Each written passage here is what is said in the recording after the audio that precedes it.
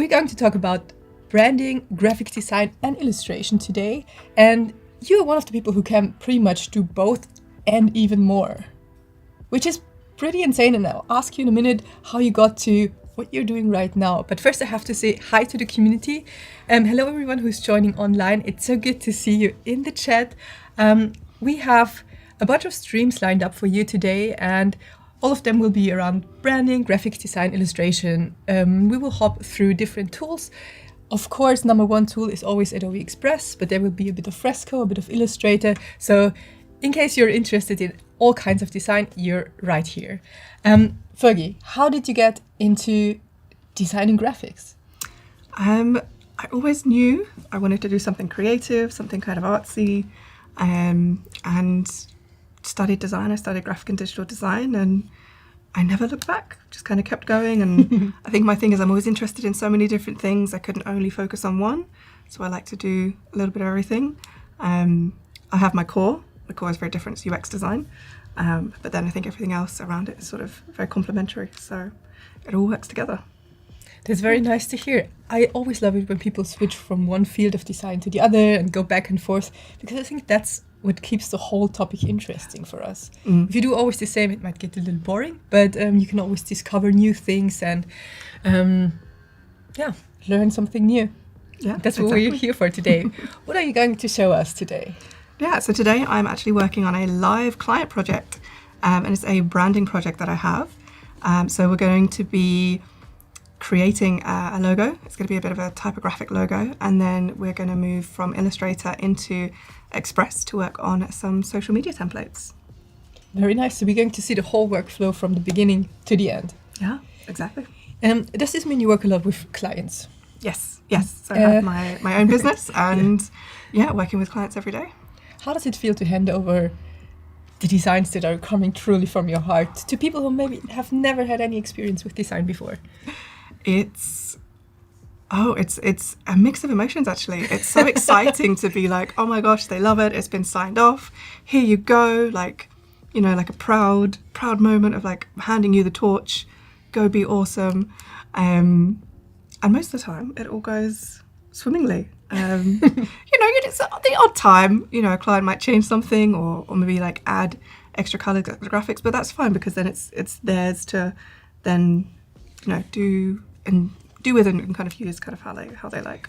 Would you maybe even go that far and call it some kind of collaboration? I think it is collaborative. Yeah, I think it is, because what we're creating, especially in the branding space, we're creating their identity. Like they have to resonate with it, otherwise they're not going to want to use it. Like I've had clients that they have branding, they've had this whole brand package put together, but there's something about it that's just not quite been right, or they've not loved it, or they've had a brand for a long time and they kind of fall out of love with it and they need some more excitement injected into it, so they do a bit of a refresh. So I think it's definitely collaborative, because if they don't like it, it's just it's not going to work. Absolutely right. Yeah. So, yeah. It's interesting that you say people can fall out of love with their branding, because there was this old thing where people would never change their brand. And for me as a designer, it hurts me because, design styles come and go, and there happened so much in technology in the past. So people need to update also their brands, in my opinion. Yes, I think updating brands is an interesting thing, because to build brand reputation, we need to not change our brand every 5 minutes. We need to kind of keep at least some sort of consistency, whether it's the same logo and you just refresh the color palette, or you add in some extra graphical elements, or you want to use a style that's kind of trendy and of the time. Maybe you have like a little hint of it, but making your brand and changing it to be all about a trend is quite short-lived, because once that trend is done, suddenly your brand looks a bit old. There's a balance. Yeah, but I see we will have a lot to talk about. Should we hop into the tools? And whilst you get started, I say hi to the chat again, because I see George is there, we have Karina there, we have Ian there. It's so good to see all of you. In case you have any questions, feel free to drop them in the chat, because we're here to answer them. And as you've already seen, Fergie can talk infinitely about brand design, which is good. So in case you have any questions, just let us know and I will forward them. And you be the one. And what I've done so far is we've kind of gone through a little bit of brand strategy and creative direction. So I've kind of gone through brand personality. Let me zoom in here to show you all how I kind of do this a bit roughly. I create these kind of scales. So depending on a lot of those discovery conversations, I create these scales to find out, well, do they want the brand to be more feminine, more masculine, for example, classic or innovative, really serious or really fun and friendly and kind of funky, to find out like where they sit within this scale, to then give me some idea of what this brand might start looking like. We create some sort of brand values and a bit of a mission statement and things like that together. Go through a brand archetype. So this particular client fits into the regular gal space. So, being a brand that is about pursuing connection. So this client is in the fitness space. They're a fitness instructor and personal trainer. So it is very much about creating connection with their clients and their customers, creating that sense of belonging, and understanding, the audience and the audience knowing that they're kind of being listened to and things like that. So that archetype kind of fits within that regular gal space on a brand architecture wheel. A bit like IKEA, Ford, eBay, they're for everybody. So we went through a few mood boards, and the direction was very much a bright and colourful, but not too bright.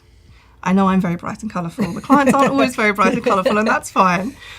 This client likes colour, but slightly muted, slightly pastel.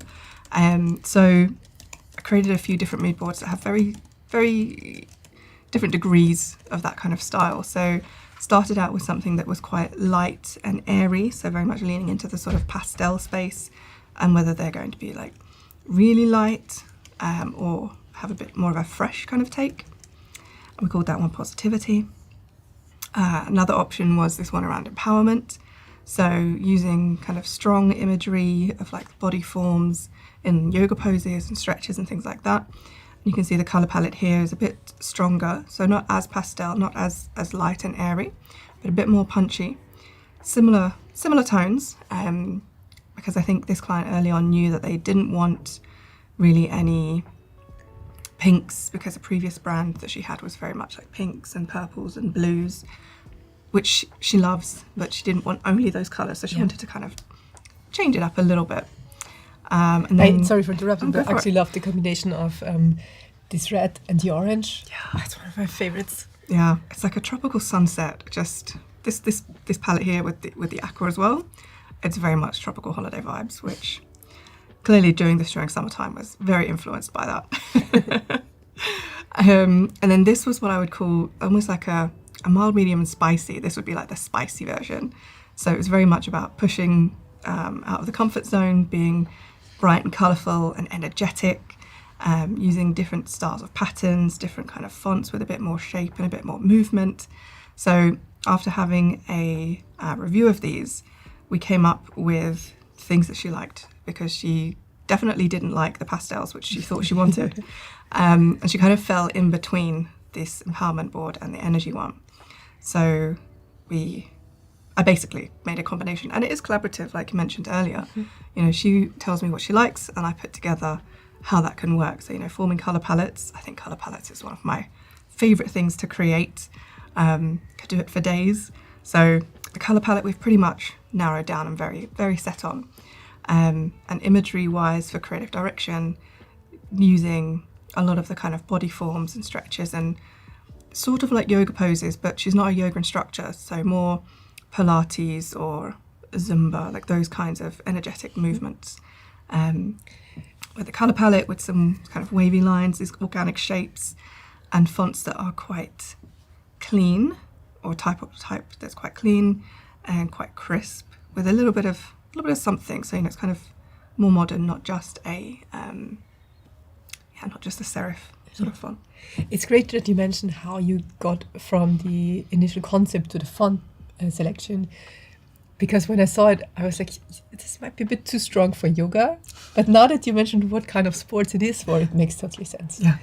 Yeah, it's a bit of a Zumba kind of vibe in terms of like the energy and the, like she always plays really great music, and she is a very energetic person as well, so it definitely comes across, and that's why a lot of her clients do her classes and do workouts with her, is for her energy, because she just, you can't just half do a class and not really be bothered with the music and with her the way she kind of talks through it. It just pulls you into it, which is really great. So I just really want something to help reflect that. So kind of picking up from that, because if anyone watching is anything like me, you have far too many fonts than you know what to do with.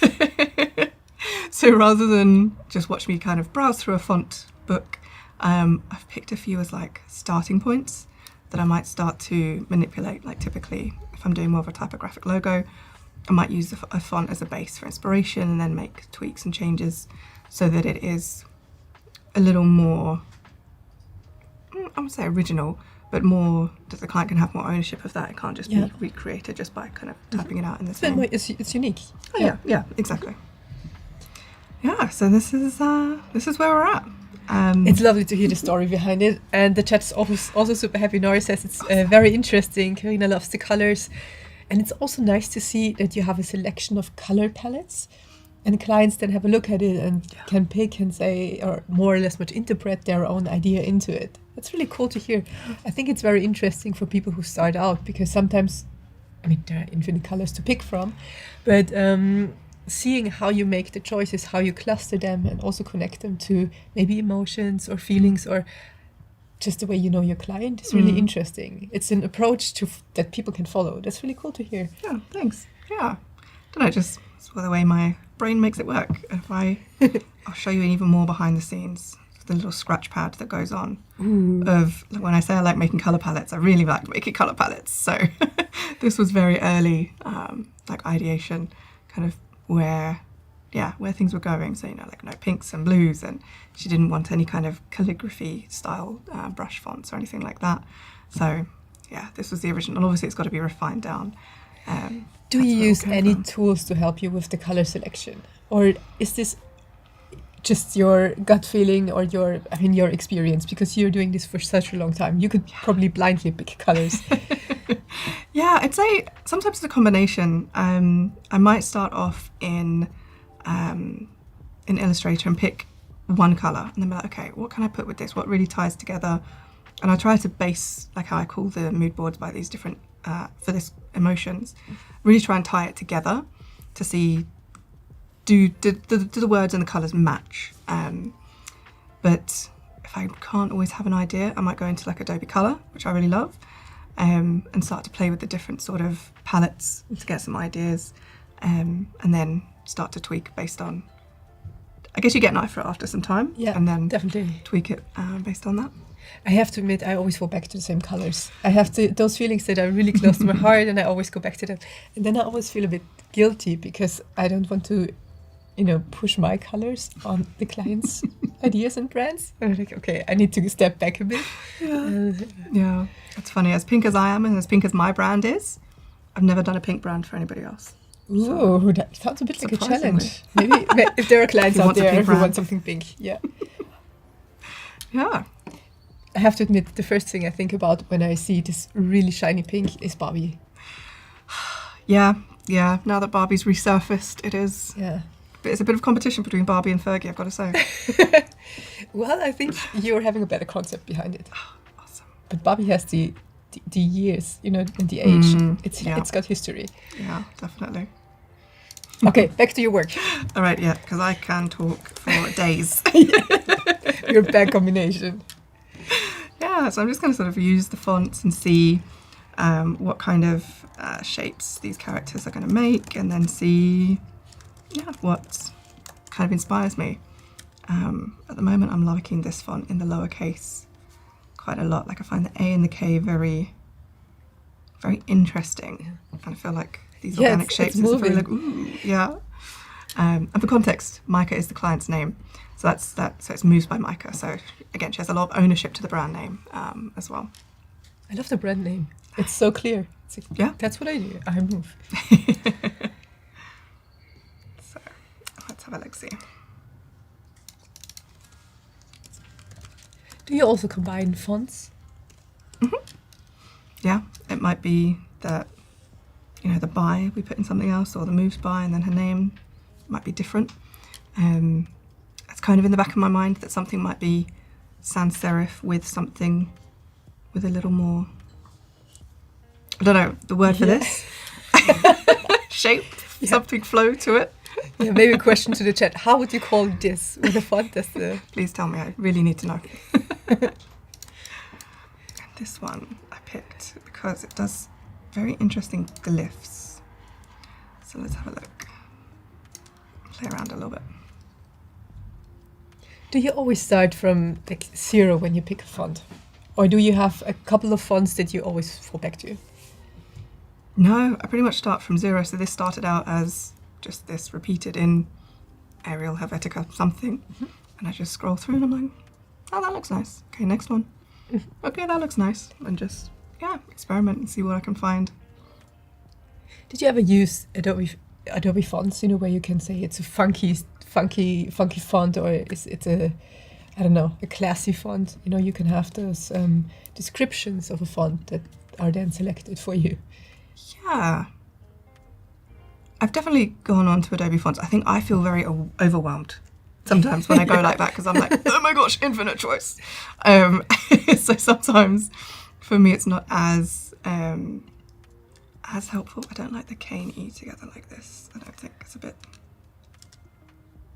I don't like that either though. This doesn't work. They're fighting with each other. Maybe there's some spacing or something to do that. But yeah, maybe it's the spacing, or maybe it's the E could have a little of a rip around the corner. So it moves with the K. Yeah, like the K is very... see? It's catchy. The K is very organic with that sort of, I want to call it a tail. I know it's not a tail, but this sort of swoosh and the curvature, whereas everything else is very straight and harsh. So it's not quite giving me the balance that I want, which means it might not be the right font to experiment with. But we try it out and we see. Keith actually calls the not serif, but the wiggly serif wavy wiggle. Ooh, I like that. Wavy wiggle. Nice. Yep. I would definitely add that to my next brand description. Wavy wiggle. That's Fergie and the wavy wiggle. Sounds like you're opening a band. Let's see, what else can we do? So for anyone in chat, in case you have questions, this stream today is about branding, graphic design, and illustration. We're studying now with branding. We have Fergie here, who's an amazing brand designer who loves colors and who's got a very long history in design, doing all kinds of design, not just brand design, but starting from UX to brand design, and you can pretty much answer any question regarding design. I can try. Oof. That's a bit weird, that MA. No. Is it happens. already connected like that, or did I just look away and miss out on you connecting it? No, I can take zero credit. It's one of the glyphs, so they have a few... I don't know how to make this bigger, actually. How do I make this bigger? I think it's always worth having a look at the glyphs. Yeah. They're usually hidden, but once you have a look at them, you find so many interesting combinations. Yeah, nice. That was a glyph. I can't take any credit. But there's something... Wobbly wiggly? The wrong kind of wiggly. Yeah, I think this font is too sharp. I think that's what it is. I think I'm going to move on from it. We'll leave it there, but I think that's the wrong direction. I'm going to probably group these together a little bit. That one's quite sharp-ish. I especially like the A in this one and the little dot. It's very clean. Yeah, but it's still, it's like when you're doing this, it's like you're moving, but then there's this, Let's get that one out of the way. Do you actually give font options to clients, or is this something you decide? No, I think it's hard enough for me to decide as a designer. I think if I give them choice, it would be very overwhelming. Typically I go through all of this and then we'll create one version or two versions of a logo if it depends if it's got a very different direction. no, I wouldn't take them through this. I think they'd be stunned and not really know the kind of choices to make and why. I would agree, and sometimes it's really hard to decide if you give more options or just one, and if you keep the others for yourself and then iterate on it. But yeah, I think it also depends on the clients you have. Yeah, I think so. There's actually a Mike in the chat who loves the top font. Ah, interesting. Okay. There's something about this eye that makes me uneasy. So I'm going to experiment with making it a dot instead.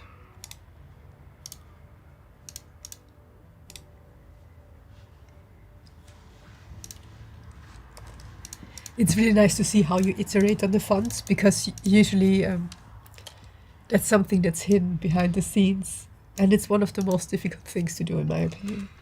It really is. Things will either go amazingly well or terribly. Don't know yet which way this will go. Stay tuned and we'll find out. Well, we already know how this is going to turn out, right? I feel like I need to curve some of these corners. Dan also says that's very nice already. So you have a couple of fans in the chat, I have to admit. Nice, yeah. Definitely let me know what you all think.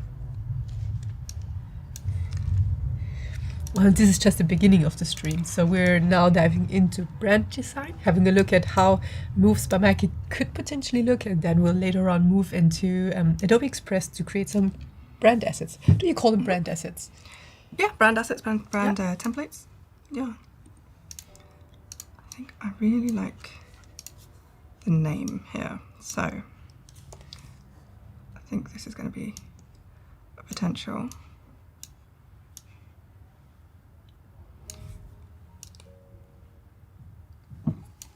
Going to play around with how it all lines and fits together. There's something a little unbalanced. I think it's the capital M. Let me take this again. We're now trying to balance hierarchies a bit, because in the first attempt everything pretty much had the same hierarchy. Now we're focusing a bit more on the name. Are those various options you always go through, and maybe as a third option just using the first letters? You know, this could be also M and M. It could be. I think it's something I definitely work through and see sort of what works, what doesn't work. There's something very unbalanced, and I think it's just the shape of all the characters. I think it's not bold and strong enough. There's something not there yet. It's not quite right. It's not giving what it needs to give. I have to admit, I actually like the all uppercase, the capital letters one. Yeah. And also just the lowercase letters you had at the very beginning. I think we lost it somewhere in the process, but yeah, it always happens to kind of lose bits and pieces. I think.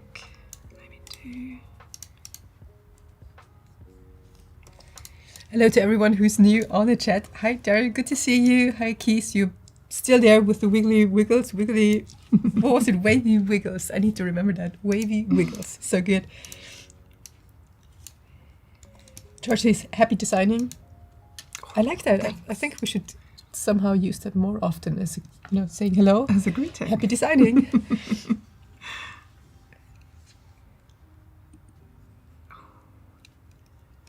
I like different things about both the uppercase and the capital case.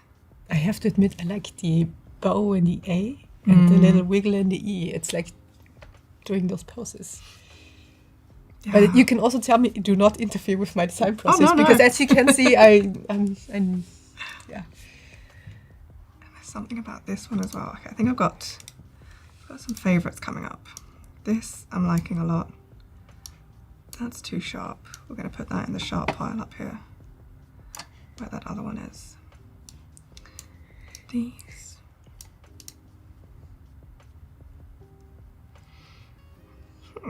Since you're a UX designer at heart, do you already think about the various options you will need later on of the logo? Yeah. There's going to be, primary, secondary, full logo, logo mark, brand mark, maybe an icon or a mascot, depending on the brand. Ooh, no, that's sharp. Go away. Look, can't deal with that. Off you go. That's the moment where you would love to have gestures and it's just Yep, be gone. Yeah, so it's definitely, I think brands, you need to, when you're creating a brand identity, make sure it's flexible enough for everything they're going to want to do. And all the different use cases that we have with logos, not just isolated on their own like they are here on a blank page or on a social media account, but if she is to do some events or is to be part of a bigger event, her logo needs to go on somebody else's graphics. Well, then we need to have the right kind of versions and have all the brand rules and everything that goes with it. So it's not just a logo, not just a name. It's lots to think about, actually. Yeah. And I think implications or the way you apply a logo makes a logo work. Yeah, definitely. I think we need a serif for a little bit of balance, a little bit of something.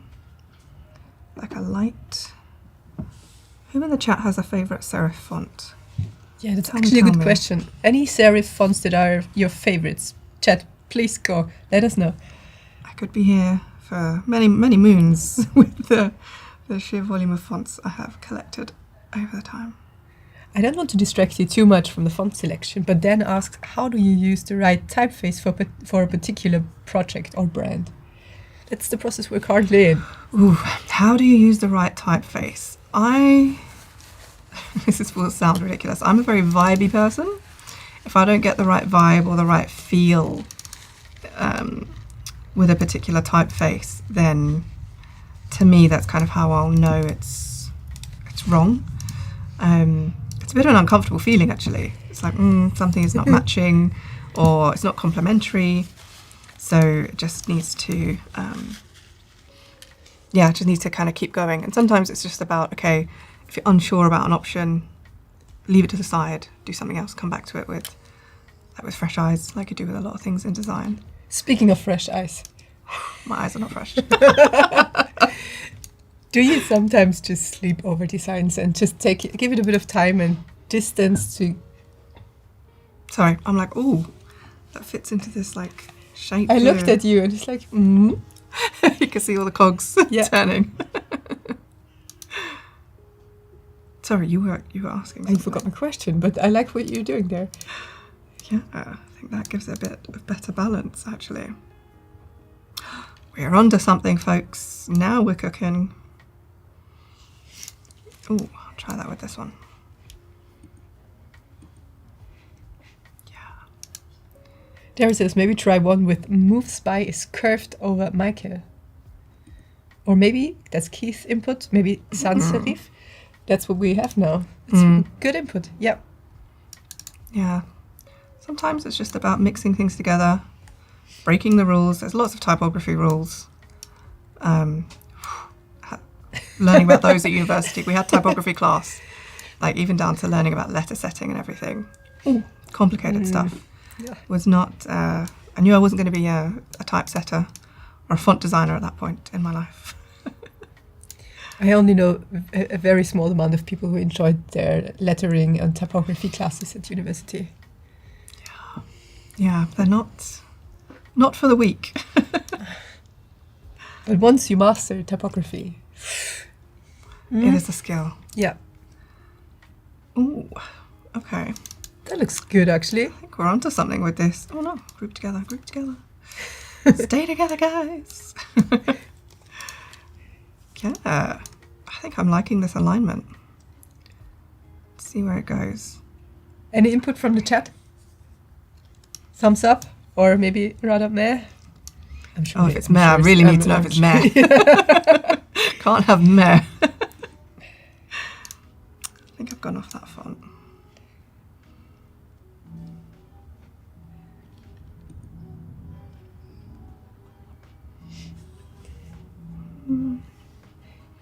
Let's try one with this clean font just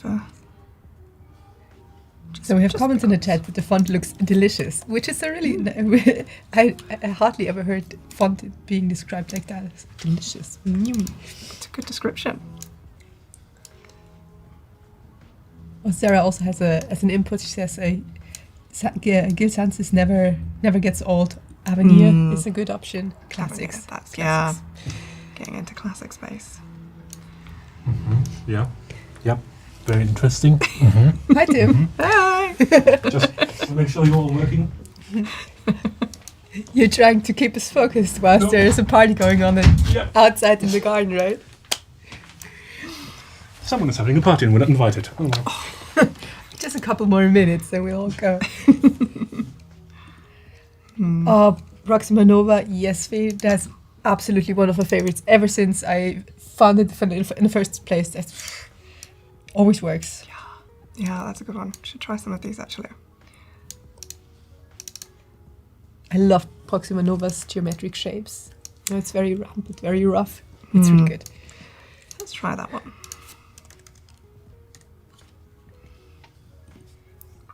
I can't get over the font looks delicious comment. It's so nice. I think it's a great comment actually. Yeah. I think Micah would be very happy with that. Anin asks, how many font options do you usually give when presenting to clients? And do you choose it with them or give them options you prepared beforehand? So typically, if I zoom back out into the mood board, you can see I've got some little hints of font styles, not specific fonts that would be part of the brand, but giving them an idea of, you know, style. So with this one, it was very modern serifs, or things that had slightly different thicknesses and weights and things like that. With this second option, looking at things that had more organic shapes that were not, you know, not sort of calligraphy fonts or brush fonts or anything like that, but still had some of that emotion, or doing a combination, which I think, because the brand name being so long, actually it doesn't quite work. So I kind of give them little ideas to see what's their reaction, and go from that. Which worked really well in that case, because you saw the client saw the option, and then she could decide what she really likes about it. Yeah, like she could tell me, for example, she really didn't like these fonts. This was the outside of her comfort zone mood board. She was like, no, ma'am, not these.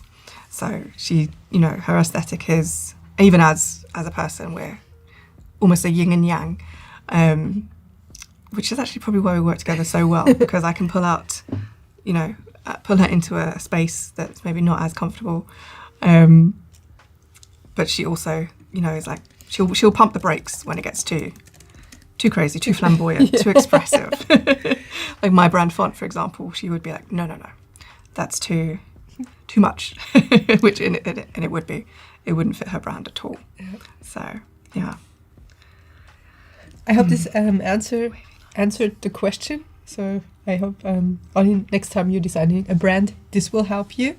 But you always have a very good conversation going on with your clients. It's not a take it and then you go away. You always have a discussion, right? Yes. Yeah. I think the discussion and the feedback, creating an open kind of cycle of feedback and reviewing it's just really healthy. And as well as being really important. I think it's something when I was more junior, was not super comfortable with, and I always took it as critique rather than constructive feedback. No, honestly, it's the most helpful thing. Like, take the client on the journey, and you'll find that the relationship works out better, the project goes smoother, and everything. Even if it's sometimes really hard. Yep, even when it's really hard, yep. I want to do rounded corners. Where's the little thingy? Where's my little handle? Maybe you did hide the handles. You know, now you're getting me at the point where I can't tell you what it is, because I only use the shortcuts for it. Oh, maybe I'll try smooth, because I've outlined the font, but I just wanted to see what it would be like if these were rounder. But let's let's experiment. Let's try smooth or simplify and see what this does. Oh. Bit too much, but Not where I'm going, no, but this kind of reminds me of like the Tate Modern. They had a logo that looked a little bit like this at one point. Oh, very abstract. Okay, no, that's not what I want to do. I could picture it really nicely in an animation. Yes. Yeah. Okay, so where did the handles go? No. Maybe it's because I just created outlines. Or do I need to make it a shape? Where's my pathfinder? Make a shape. No. No. Still not. Honestly, sometimes most of the time it's there. What's the color This of your is layer? Maybe it's a showing. black one, so you don't see it. Oh, that would be tricky. I'm but- sure it's normally blue or white, but let's put this into one of the brand colours. Let's put it in green just to see. Actually, why am I looking myself? The chat probably has the answer already. There's always someone in chat to Yeah. save the day. Okay, whilst I'm searching, Darren says, bringing the client along on the journey works as design moves forward. Yes. Yeah. And the answer is, you can find it on, of course, view here. And then it's show corner widget. Of course, it's something as simple as that.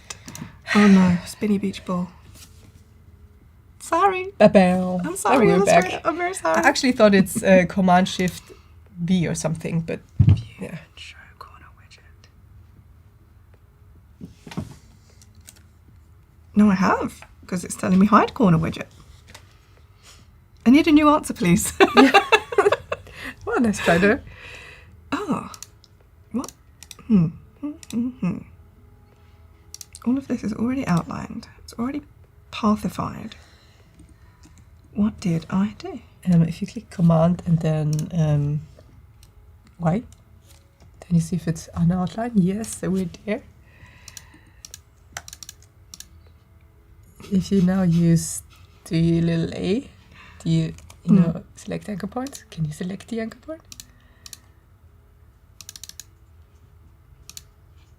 I can't even select my paths. That's a bit weird. We're in What the group. did I do? Do you remember which font you used? Yes, that's why I always do outlines and leave versions. Should we How just do do I it turn again? off these outlines now? What did I do? Command? What did you tell me? Y. Why? This is one of those buttons I hit by mistake far too many times and go, ah! It's actually one of the most beautiful views if you have very detailed illustrations. Mm. And then you see the structures behind. I sometimes screenshot them because they look so interesting. Just the vector path. Oh, I love nice. it. All right, let me try again. So I'm going to create my outlines. I know I still have the view of show corners. Okay. If I go A, it just doesn't even want to select. Strange. The Illustrator is playing tricks on you, but that's the cool thing about being live. Sometimes things, Sometimes it goes wrong. I wouldn't say it goes wrong. Maybe it's because you're finished already with the design and you shouldn't spend more time in Illustrator is telling you Maybe that's the way it's to telling go. me move on. I wonder if no.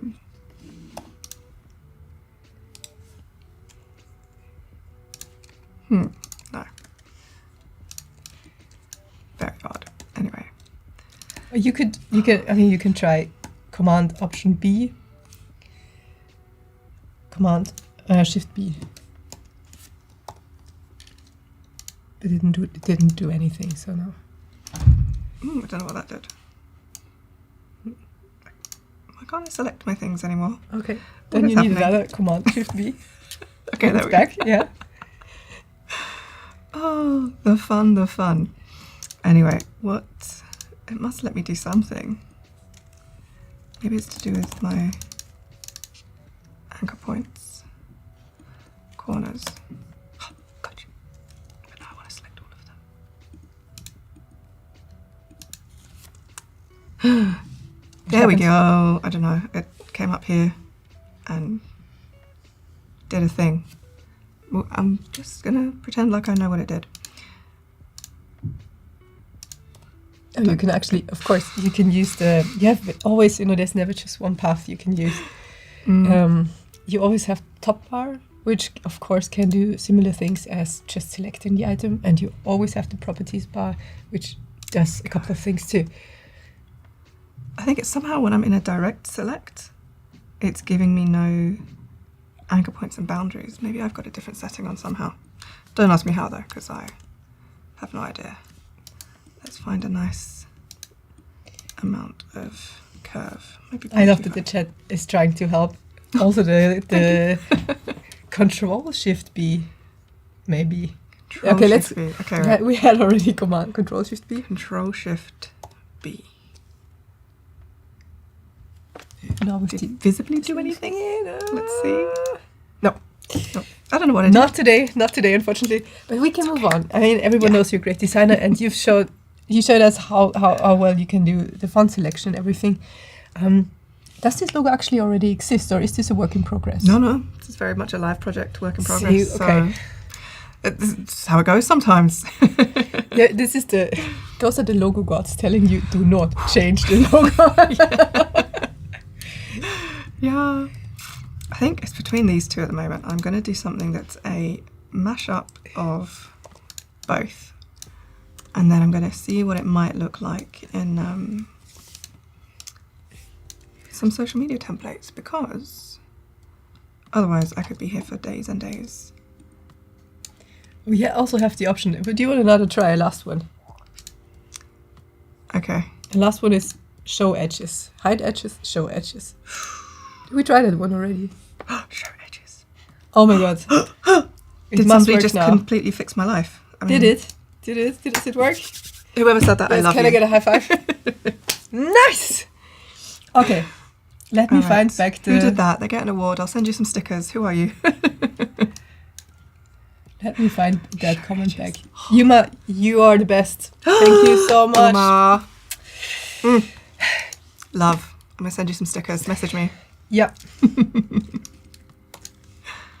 Okay, now I can see that this is too big, so it needs to balance.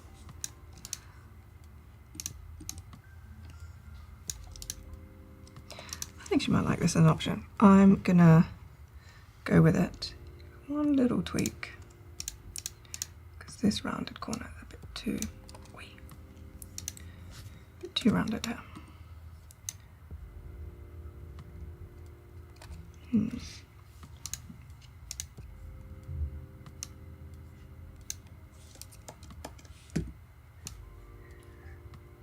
I can't believe it was show and hide edges. I'm so sorry, but this is... No.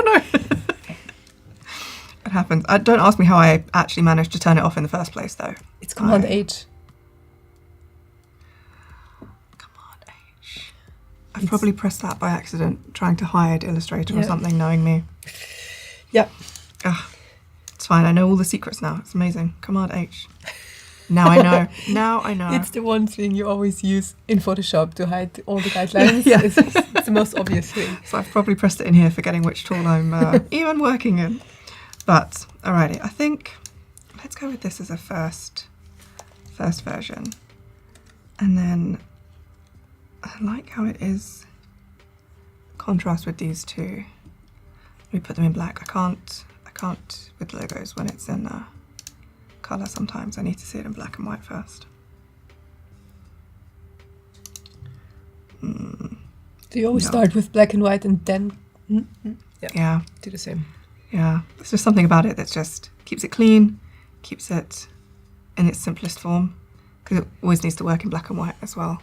How do you feel about like having little layers or making a lot of gradients on logos?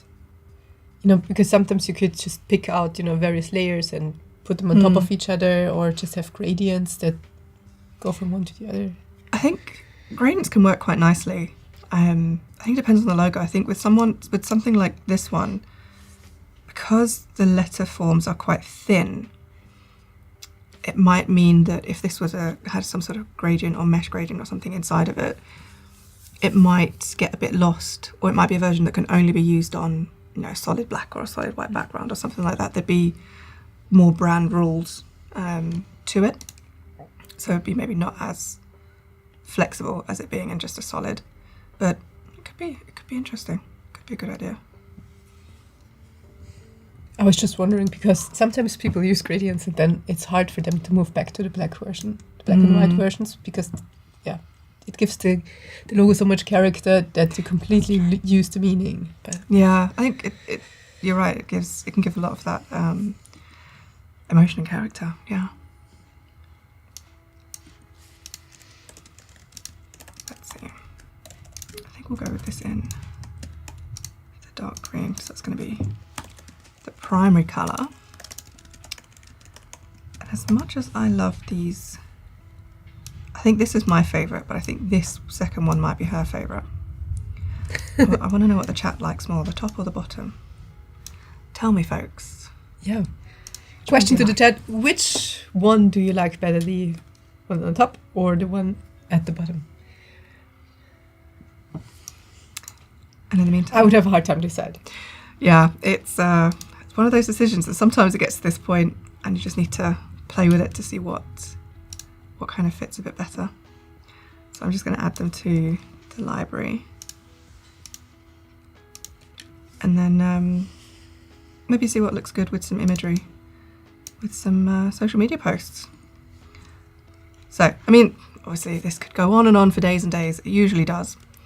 But let's jump into Express and do some templates. As you can see, I do most of my socials here.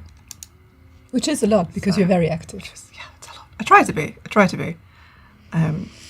If anyone looks at my grid, you'll see I took almost a month of not posting by accident, because life happens Which sometimes. is good. Yeah, life happens. You just said the right way. It's not the be all and end all. It's fine. The chat is absolutely undecided. Let's get some inspiration. Let's put fitness in templates. And let's see what we find. Oh, the chat is too kind today. So there are a bunch of votes for the top version, the version above, and just a few for the very classy and clean one. Ooh, interesting. See, Yeah, I think it's the creative brains. We like the little bit of something different. but the Yuma says the top one is a little extra something. It's the Yeah, it does with the zoom back into it. And hi to everyone who just joined. You're incredible today. Also, Dan says, it's a bit off topic, but I love Fergie's pink vibes. Thank you so much. So your colours are definitely appreciated by the chat. Totally on brand. It's interesting looking. So I just searched fitness in Express to look at what templates exist for a bit of inspiration, a bit of a starting point maybe. And it's interesting seeing the vibe, because it's not exactly the vibe that I'm creating. So It's absolutely not what we're looking for. no. yeah, it's kind of good to know, because it means her brand would stand out in the industry, which is quite good. Oh, look, beige. We're not using that. I think I will use this part of the video and just keep it for myself as a meme. That was way too good. Oh, I'll clip that and put it on a story. Make it a reel. Trending sound. Watch out, we're going to go viral. Yeah, none of these are screaming to me. So, I think I might just make my own. We're going to just start from scratch. Blank page. You could also use look for another sport, because fitness, maybe that's too... True. But Pilates Yeah, that was the vibe. Yeah. That was definitely the vibe. Preview, it's not getting better. Maybe a bit. If you scroll a bit further down, it's... Yeah, might find something. Dance class, so cool. I love how sometimes with this space, with sports and fitness, it's either quite feminine with yoga and Pilates, or quite harsh of gym, weightlifting, rah, let's go. Sorry, I definitely use sounds instead of words. I love it. It's a so bad habit. It describes actually what you think, so it's the perfect way to do it. But none of those previous here describes of what we're looking for in the brand of your client. No. So let's put in the logo and go from there. So let's go with the kind of curvier one. This one's more organic. I think this is. This was actually the vote of the chat. If I did not miscalculate, then most of the chat, most people in the chat said the top version is better, or they prefer the top version. Organic. Let's see. I want to get some sort of. I'm looking for these kinds of images that I had in the mood board. These kind of organic wavy lines. Okay, mood board question. Are you using Express to create mood boards? Or do you maybe even use Firefly to create mood boards? Oh, I did try that. That was a lot of fun. Of just coming up with just putting things in. So a lot of what you see, if I open up this library, a lot of these images here, well actually all of these were Firefly. Let me drag one in so you can see them. But I was wanting to find out some sort of sleek. Again, this didn't end up being the vibe, but just looking for things to get an instant reaction from the client as well of how did she feel about things. This was too soft, too femme. This was again too sporty, but the colours were kind of right, so we knew we were going down the right path. And then I think with the mood board there was a lot of things I was kind of collecting down here. I call it like a scratch pad where I just dump lots of things together. But yeah, I think. Do you actually use generate vector in Illustrator? It's a lot of fun. I've lost many days. Many days. I thought you'd say hours, but days. No, days. It is amazing. So I'm not, an illustrator at heart. That's not my craft. Yeah. It's something I try and could do very simple illustrations. But it is amazing to have that to help someone like myself who is not natural, but actually would give me a good starting point of something original that I could then tweak, change, and make it align more with the brand. I absolutely get your point. It's the first step to get a feeling for something, and then you would move on and maybe hire an artist or just get a first feedback from clients. Yeah. Yeah, early feedback. I think what we can do with Firefly is, it's a dream. It really is.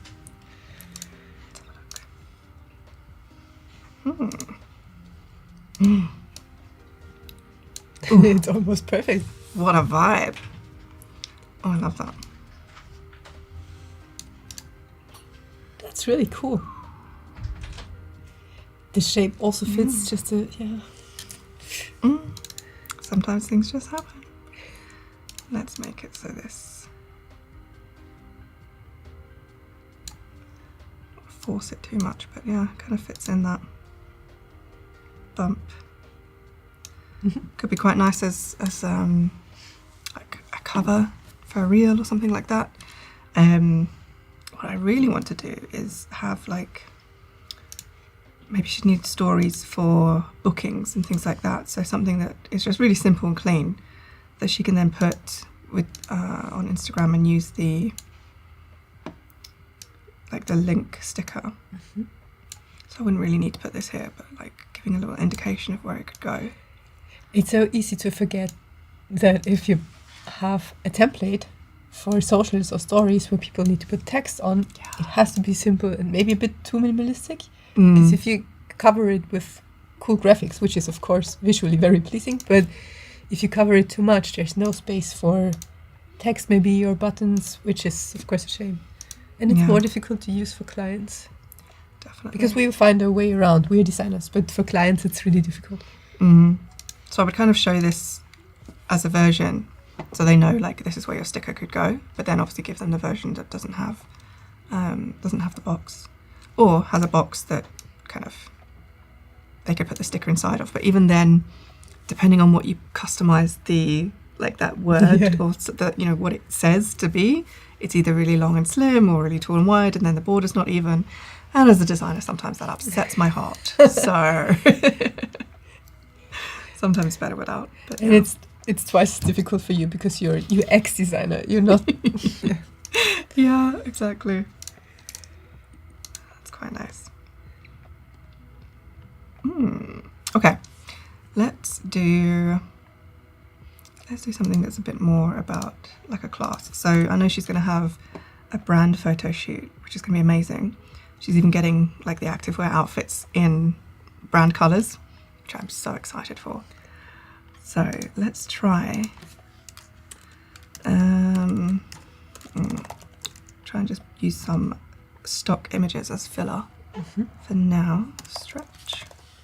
I'm so focused on your process, I completely forgot to have a look at the chat. Yeah, Sarah says she loves the A, the she calls it the broken A, the one with the, how would you call it actually? The A with the. It's kind of broken. It's got this little slice taken out of it.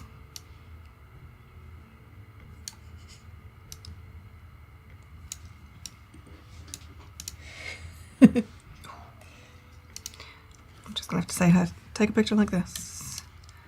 Let's put a class name. That's something we've not come up with yet.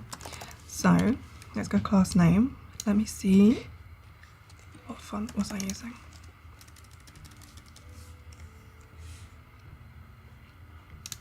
This comes from this, which comes from.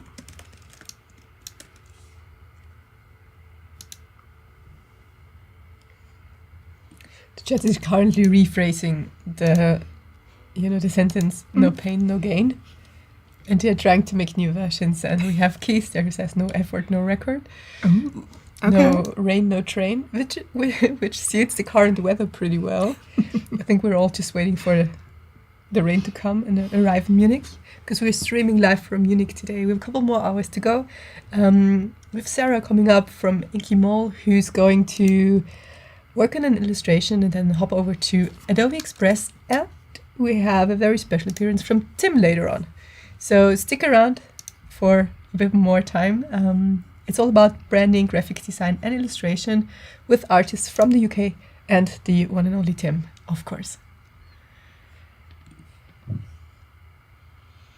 What are you up to currently? Searching fonts again? Fonts. No. Fonts will be the death of me.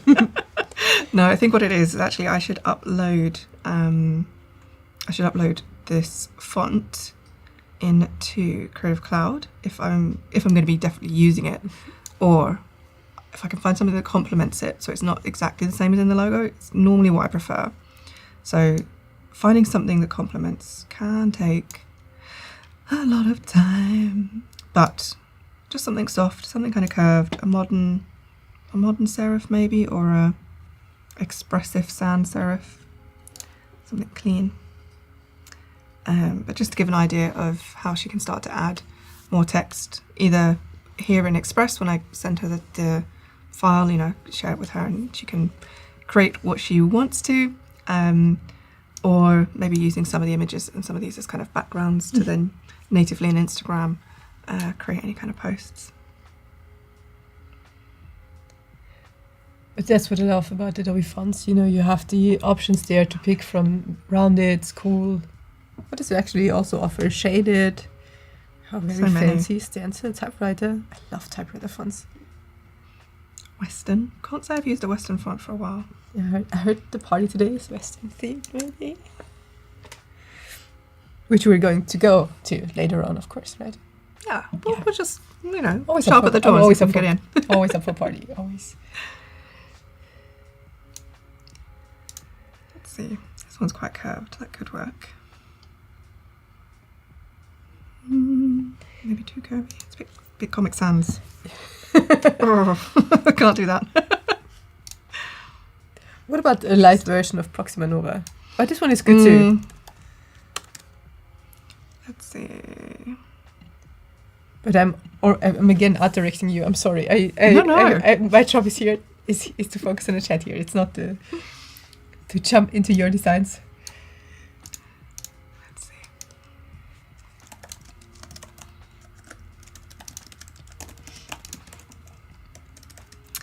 needs a little something. Let's try putting a shape behind it.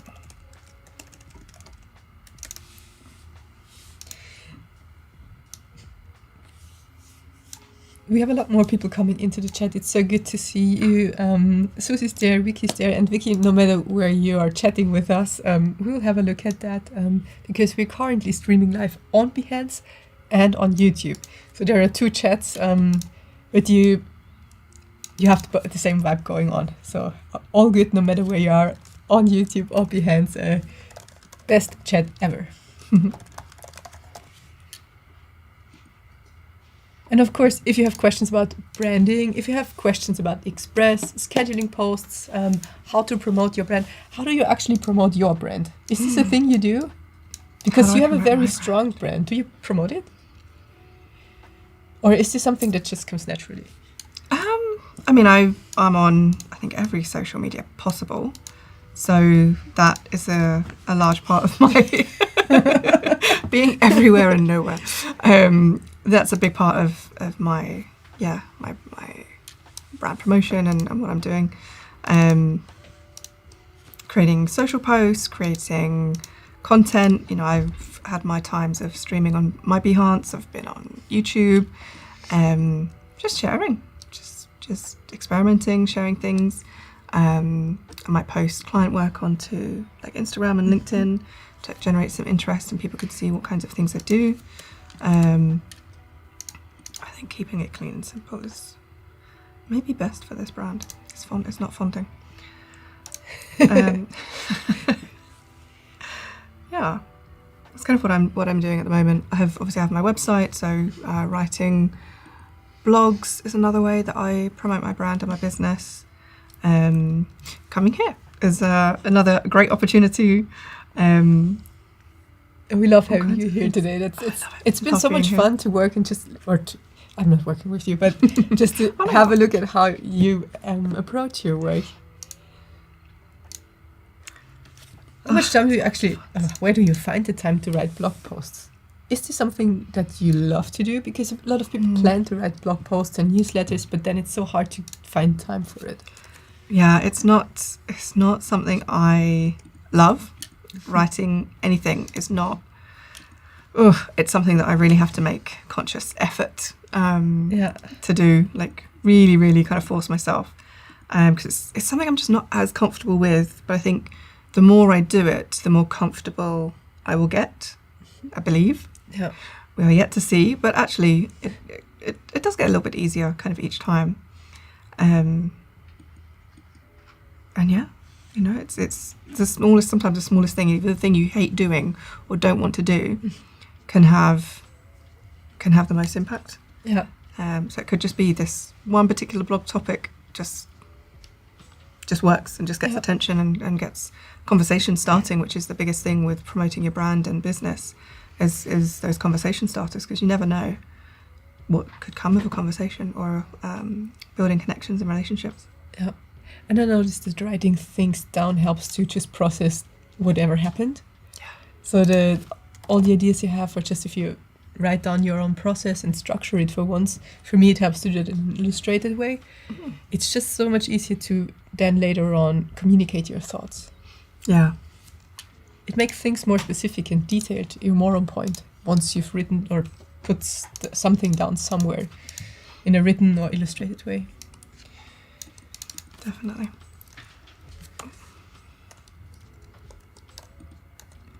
Words start to look funny after a little while. I know that's how you spell class. I'm sure it's how you spell class. But it's just not... makes me think I'm spelling things wrong. I know I'm not. Yeah. But after a while... And Express would tell you if you're wrong. That's always my safe space. Like, okay, thank you, Express. You're supporting me here. Yeah. Okay, then let me put maybe like class details underneath. So let's say 6:30 p.m. and then location.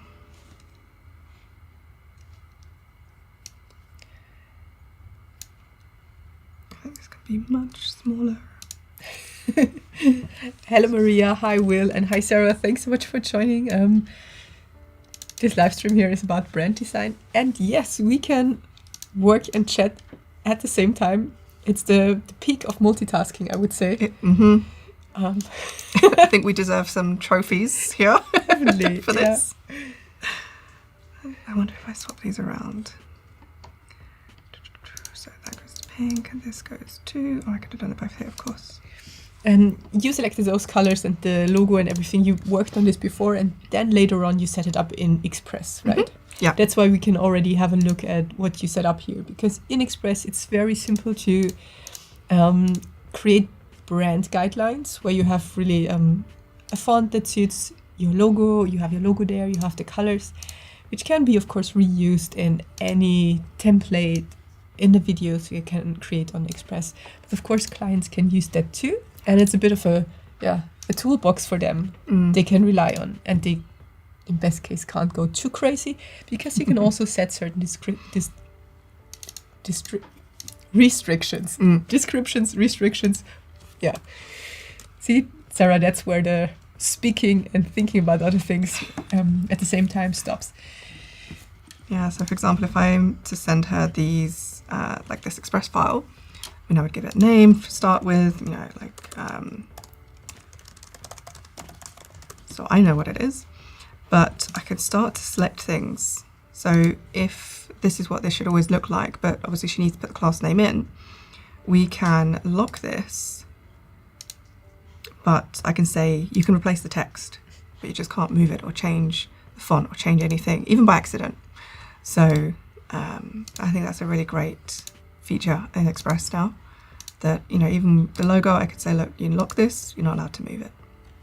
That's where the logo always goes. If there's sort of rules like that. Yeah, I love this feature. With anything.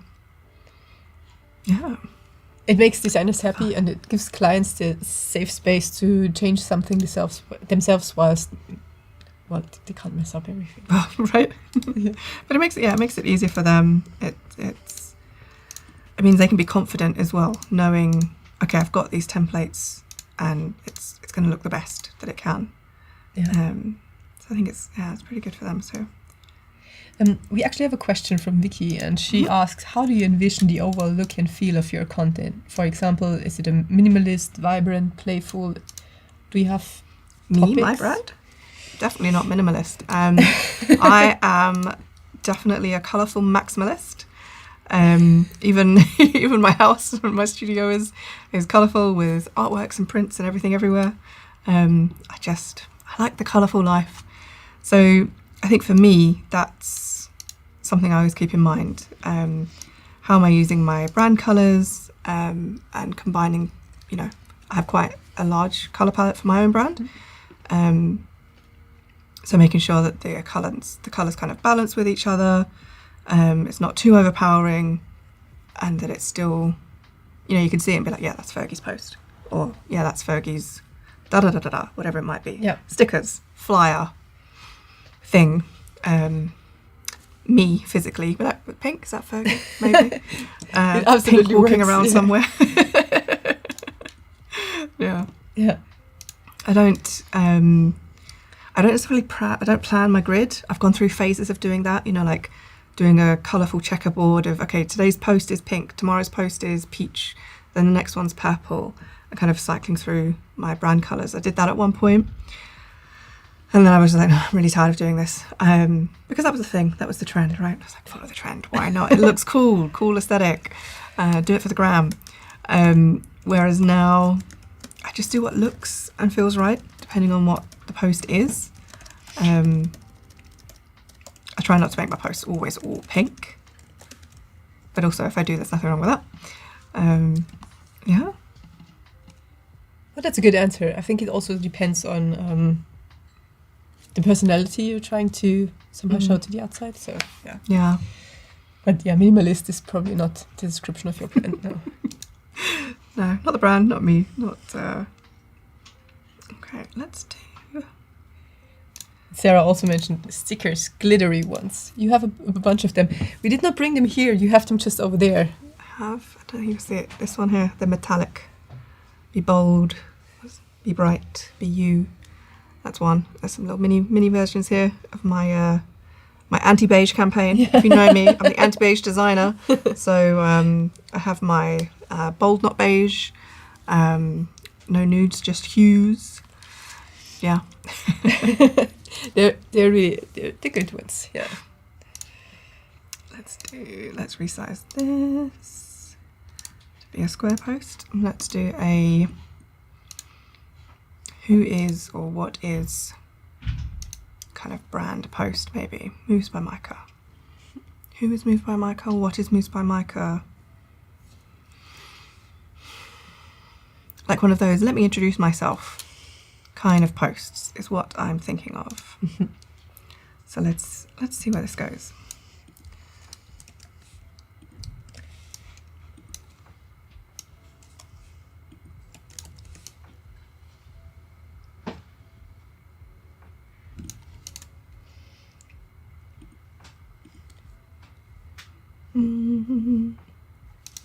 I need the word. Who, why, what. I need to think about what that word is going to be. And since I've already got this, I'm going to copy this over.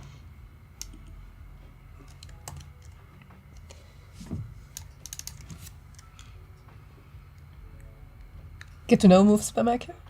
Yeah, get to know Micah. Who's Micah? Maybe I could do a who. Who is? Or just hello. Yeah, maybe just hello. Hey, would you say hey? Hey. How about that in Dutch? Very similar, right? Yeah. Something like this. I don't know. Hey. I'm Micah. Do a little introductory kind of post. So we have a couple more people jumping into the chat. Thank you so much. I see you're going back and forth in this live stream, which is really cool because there's even more input on the logo. We started at the beginning with creating the logo, then hopped over to Express to create some final brand assets, and that's what we're currently on to. We create some some templates for Moves by Maike, which is one of Fergie's clients she's actually really working with. So in case you're interested in how the logo currently looks without the iterations we did, have a look at her Facebook, Instagram profile, and yeah, check it out. Fergie, for you, we're actually having a final countdown here. Ooh. Yes. Okay. So coming down to it. I know, you know, I could watch you create brands for hours, but we have a lot more going on today. Yes. We have Sarah, who's going to work on an illustration, and she's going to follow up right after you. So in case you have time, stick around here right in this stream, grab later on a cup of coffee, maybe some tea, and stick around because first it's going to be about branding with a bit of Fresco and then Express again, and then Tim, who's usually working on the tech in the back, will be here to show you some more tips and tricks. Where do we find you on Instagram? Thank you so much, Sarah. This is the best question ever. So maybe, where do we find you? Yeah, so I'm at fergie.design. Easy. I think there's also the description just below the video. There might be some Instagram handles. Otherwise, maybe Tim, can we have a quick link in the chat so people can find Fergie even faster than you would do anyway? What a nice handle, Fergie.design. That's really cool. Thanks.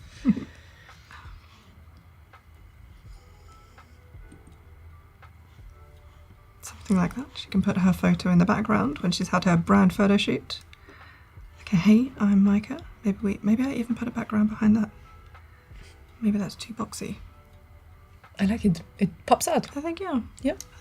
I think it works. But this is how quick it is just to start putting these together for a client who, if she's starting from this blank page herself, I think even for us designers, sometimes it's a tricky thing to do, right? If you don't have the inspiration, or you're not sure.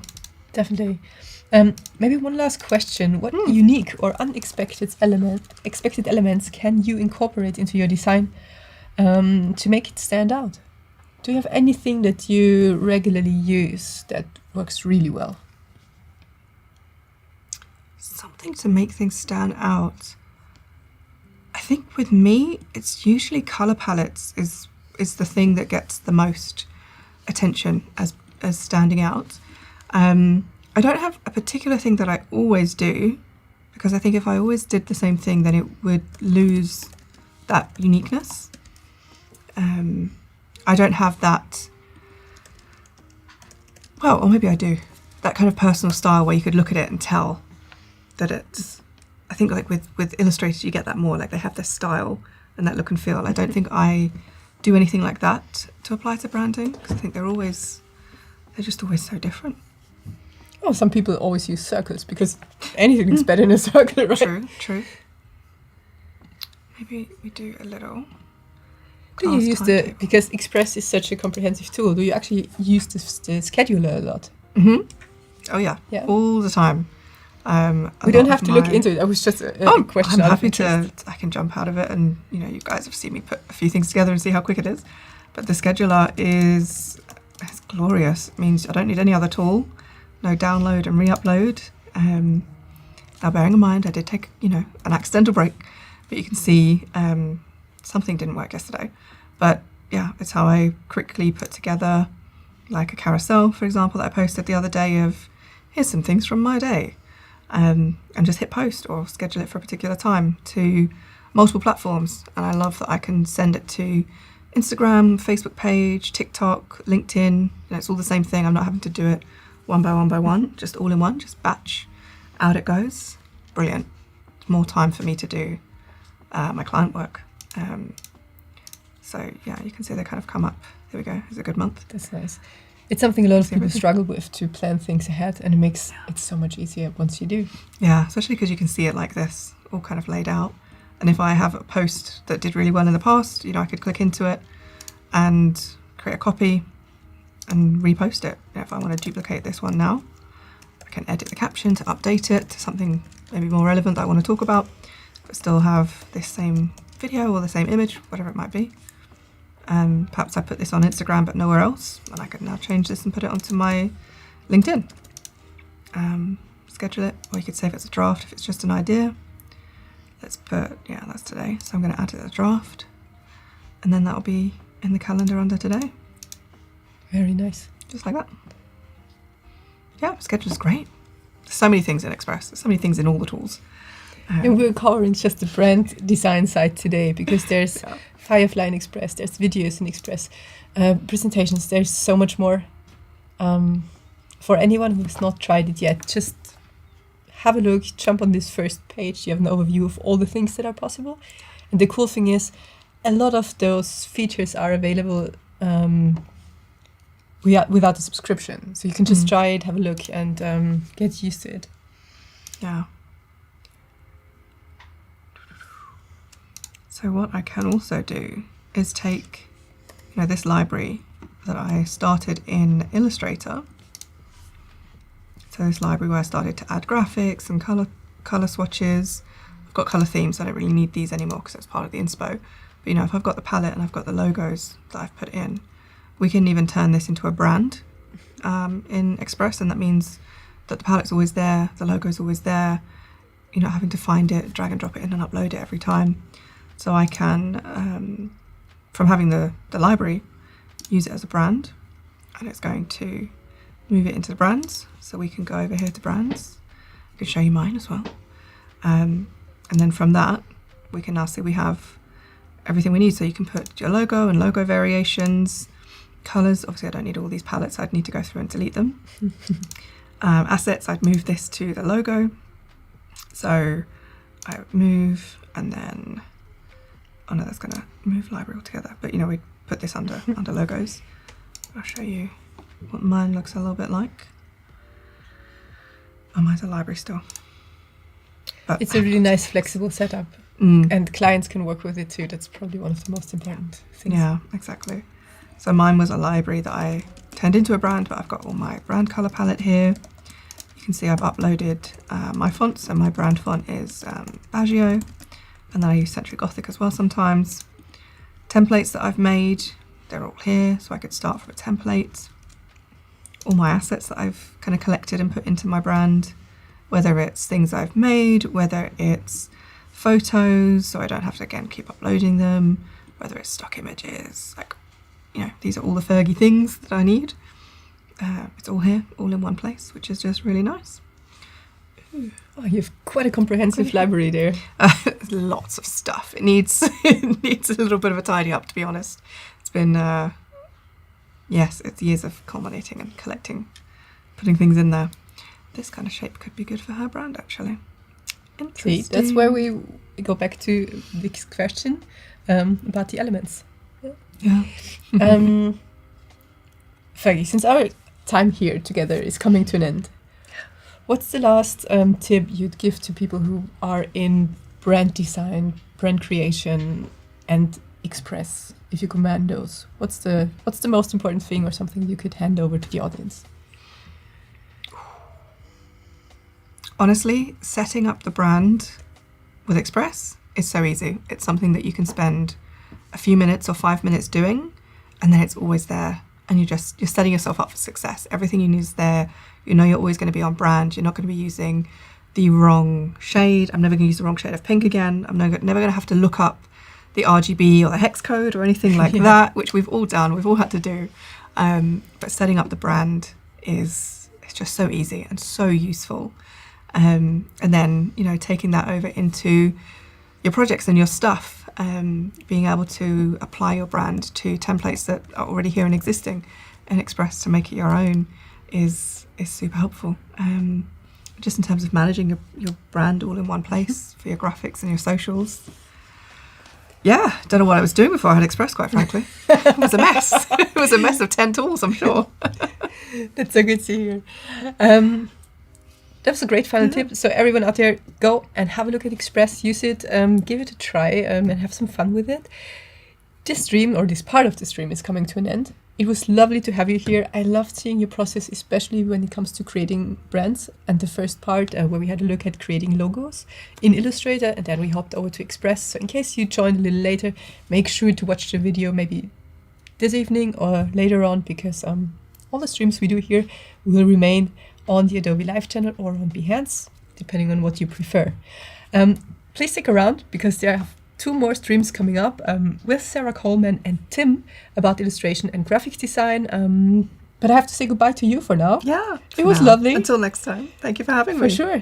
Thank you, everyone in the chat, and see you in a...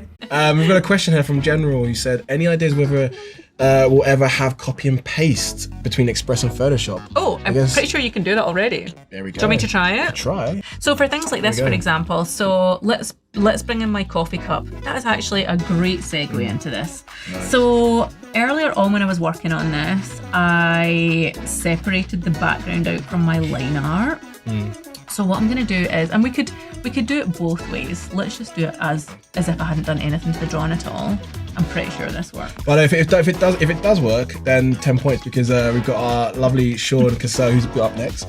He said it doesn't, but we're not too sure. But maybe it could. I think it does. Oh, there we go. I love the battle. I love the. We're gonna try it. Right, so I'm just gonna quite nervous now. I don't know what's gonna happen next. Okay, I'm pretty sure I tried this and it works. Okay. And I'm gonna Command C. Usually I know ahead what's happening in the stream, but I have no idea what's going to happen next.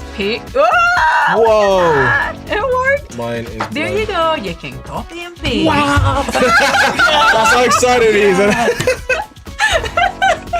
love it. Oh, when the foam, I wasn't expecting that. When the foam finger comes out, you know you've done something really impressive.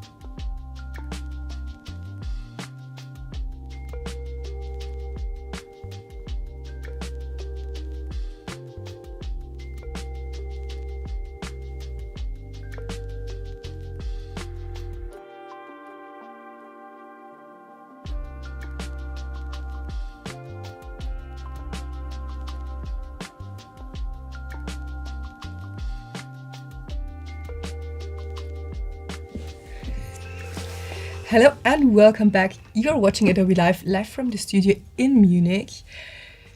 We have a very special stream today. It's all about brand design, illustration and graphic design, and we have the one and only Sarah Coleman here. Hi Sarah.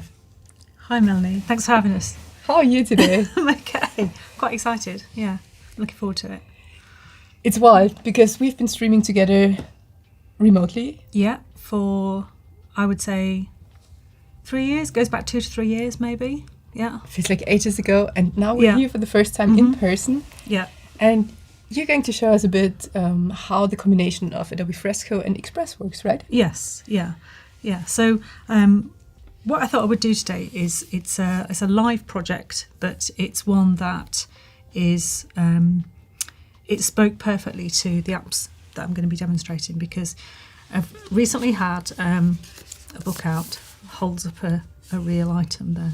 So this is Once They See You, which came out about a month ago, and it's the third in a series of 3 books that I do with Josh Allen, who's a stateside author. And you can see that these are on the screen here, hopefully.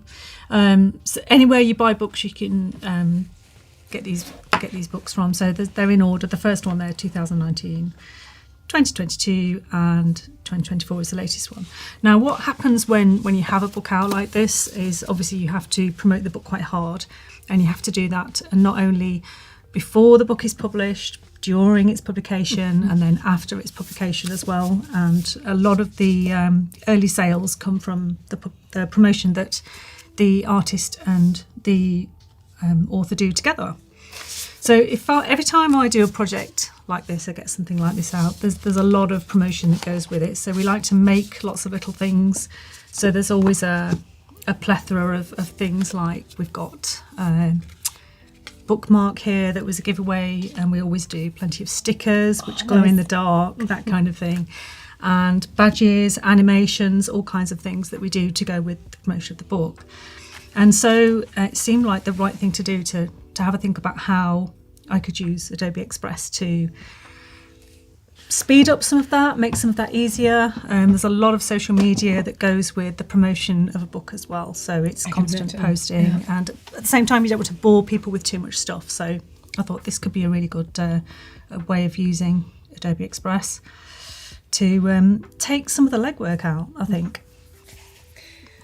Sarah, you're an illustrator and lettering artist. Yeah. Was it always your dream to work on books? Yes, always wanted to work on books, not exclusively. I was a big reader, read a lot from a very early age, sort of tackling some of the heavyweight classics quite early on in life.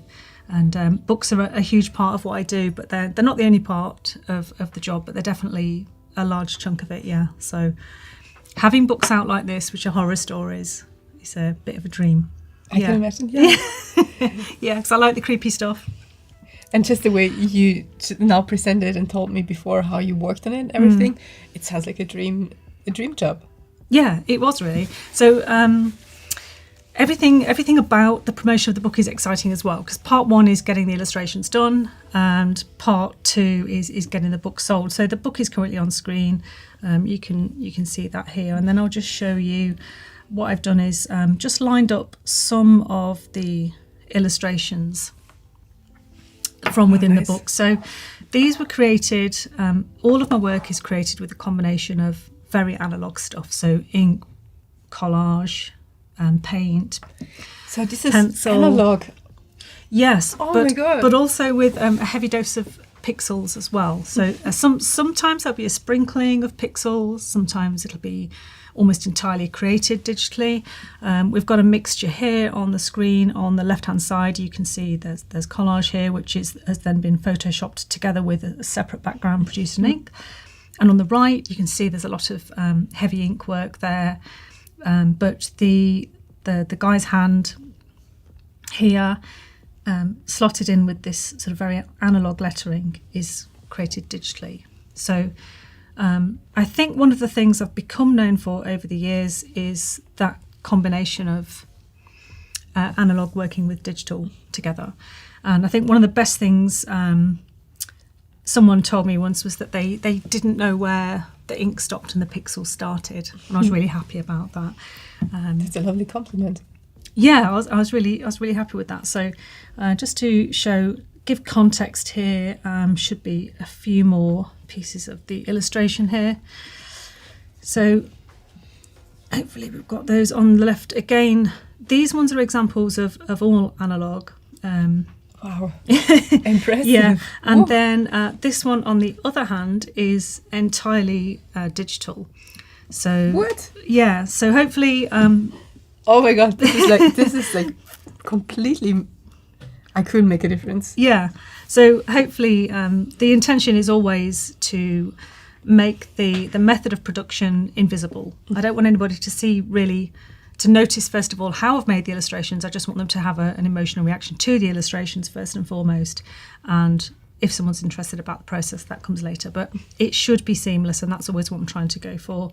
Another one here, this is digital as well, but with the basis of an ink drawing. So obviously we've got the same illustration created twice, it's been scanned and then it's been reproduced.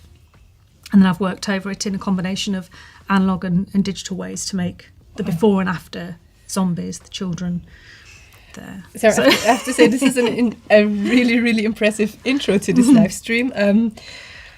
The chat is going crazy already. There are people saying, hey, that looks really great. Sarah likes horror stuff. So really, really good feedback. Hi, everyone who's still around. This stream today is a little longer. As you heard, we looked at brand design before. Now we look at illustration. And we have Sarah Coleman here, who just showed us a bit of your process where she pretty much mixes analog and digital techniques without showing anyone what's really behind. But today we get a bit of a behind the scenes input. Yes. Yeah. So in case you have any questions about whatever you see here on stream, please drop them in a chat on Behance or YouTube, because Sarah's super happy to answer all your questions. I'm very happy to answer questions all day long, yes. So I'm showing these really because they give context to essentially, I suppose, a whole lifetime of working with Adobe products. Right the way back to college when we were finally allowed onto the machines to use Photoshop for the first time, which was a revelation. And the products have been there. They've followed me all the way through a very long career, and clearly we still have a loving relationship now. And so showing these illustrations as well should give context for how I'm going to use parts of those illustrations next. And those illustrations can be found in the book. They can. So you just see them on screen, but when they appear in the book, picking up an in real life article here, let me find an example. So yes, they appear in the book like that. So this one is actually, I think that one's entirely digital as well. Wow. But again, hopefully people won't look at my illustrations and go, oh yes, we can see that one was done on screen and that one was done on paper. They just see an illustration. So I know a lot of illustrators do work like that. So there we go. So that's the background to what I've chosen for today's demo. So the first thing I thought about doing is one of the things I made to promote the book was I made a little badge, and I meant to bring you one. I apologise. I meant to bring everyone a little badge that glows in the dark. And I'll just try and show what that badge looks like for real. So I used Adobe Fresco to put together the badge, which is about 30 millimetres. Mm-hmm. And everywhere that you see green, it glows in the dark. And so if you fire it up under a light, it glows strongly in the dark. And so this was the artwork created in Fresco.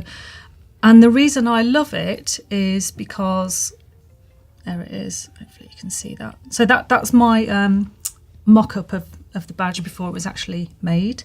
So we could see how that might look. And this showing now, that's the actual badge as it came back. Oh, they are really nice. From the factory. So there's little stars in there, but everywhere that you see green, these little creatures, they're called the night things. They glow in the dark when you wear the badge. So Fresco was absolutely perfect for making this because I can draw straight into the program, freehand, in vector, and that's what was required to send the artwork off to make these enamel badges. And it's become a go-to tool, really, wherever vector is required. So the characters were evolved from this. This is really sort of old school pencil, crayon, and ink, and you can literally see the white pencil marks here. And these are the night things. These are the creatures that come and terrify the children at night. It should be terrifying, but absolutely beautiful. They're meant to be terrifying, but playful and cute. So everything that we see in this, the artwork for the badge. Sorry for interrupting you. We actually have a comment in the chat that people love the glowing stuff so much. So the badges, cool. And of course, there are tons of references to horror stories. So you're on point with your topic here. I can't wait. Well, we are coming up to spooky season, aren't we? So I thought that was another reason why this is a good topic to look at today, because the shops. I was out last night in Munich, and the shops are full of Halloween stuff, which is great. Maybe a little early for some, but never for me. It's never too early for Halloween. No, I agree, actually. So what we've got here is we've got the contrast this is my life captured in 2 frames, really. We've got literally coloured pencil and crayon on paper, contrasted with vector art, and the 2 things talk to each other to create the end result. And in turn, this is another... that was the initial sketch, just a very rough, playful sketch to develop what the night things would look like. Again, you can see, if I blow that right up, you can see pencil crayon on there. So that's just to give context for where this artwork came from. So let me hide that. Okay. So there's a question in the chat, of course. Yeah. Could people buy the badge somewhere, or is this just... Yes. Yeah? Yeah. Do you want a link, or...? Yeah, that would be great. Where can we find it? Because then Tim could maybe put that in the chat for us. Okay. All right. There is a link. Open. So that's where you buy the book. I'm very well prepared. Almost there. Here we go. There they are. And in fact, you can see it. There it is. It's glowing in the dark there. So yes, I'm not here to sell the badges, but the badges are for sale. Now that we're past the initial launch period for the book, we can put them in the shop, because I always make extra, obviously. But if you buy the book, you get one for free. So it comes with the book. And if people are already on the website, that's your personal website, right? Yes, it is. Yeah, this is inkymole.com. It's quite a big sprawling website, because I have a whole side of it which is entirely a shop full of stuff, and then there's the whole portfolio side of it as well. And of course, all of my Adobe Lives are on there. Yeah, a bunch of them. So there we go. Right, so back to Fresco. So what I wanted to start by making live a little animation, because I discovered only a few months ago that Fresco can animate. So I thought, I'm going to make a little GIF of one of the scary night things. And then we will move on to see what Adobe Express can do for us. So I'm going to start by, we have this gap on the left hand side where I think we need another night thing. So let's go for a vector brush, and I'm going to draw in on a separate layer here. Let's make sure I've got the size right. Check that. Black ink. Still ink, even though it's digital. Still classes as ink. In my book anyway. So I'm going to draw a little night thing. He's going to be quite rough and ready. Usually I would sweat the detail quite a lot more for a finished illustration, but for this purposes, he's just going to kind of crash into the scene. Here he is. Or she. Could be a she, of course. That's the interesting part about Fresco. You have pixel brushes, vector brushes, and of course the ones you're showing right now that are, how would you call it? They are reactive to... the live ones. Yeah. The live, yeah. Because they change depending on how their settings are. They're amazing. I could not believe what they did the first time I saw them. I will be using those a bit later in the demo if we get time. So. We actually have a question regarding brushes in the chat. Yes. And the question is, what do you think when it comes to brushes? Which one is better, Fresco or Photoshop? Oh, neither. They have different. Photoshop obviously has a vast array of brushes, most of which I must have used. I have my favourites in Photoshop, of course, but Fresco has these two.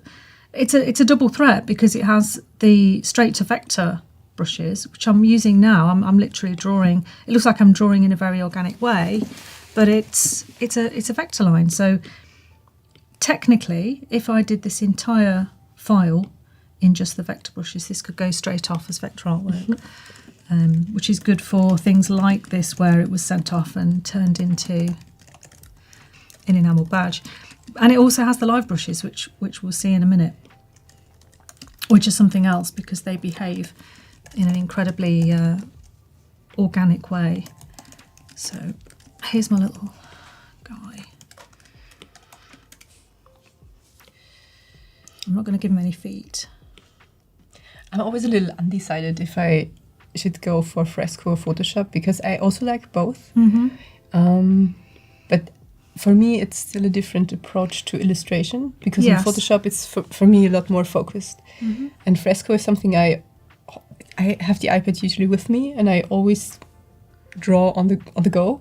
Yeah. So it's very more flexible. And I feel like the brushes feel a bit more natural to me in Fresco than in Photoshop. But maybe that's just me because I have such I a wonder. focused work mind when I use Photoshop. But Fresco feels more, maybe lightweight. Maybe lightweight is a good description of what it is. It does feel lightweight. That's a good way of putting it.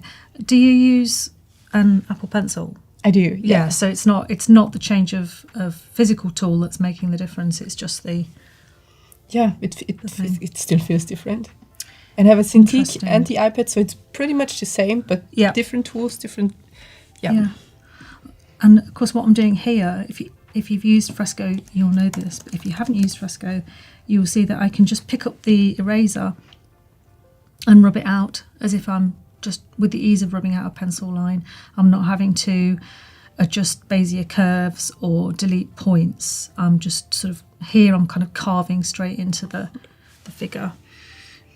He's not brilliant, but he'll do for our animation. I'm so happy you decided to use the animation tool because this is one of my absolute favorites in Fresco. And I've seen so many different styles done with it. Yeah. I need to experiment with it more, really. I know it's capable of a lot more than I'm going to be able to demonstrate today, but animation was always one of those things that felt like it had quite a lot of barriers to it. Yeah.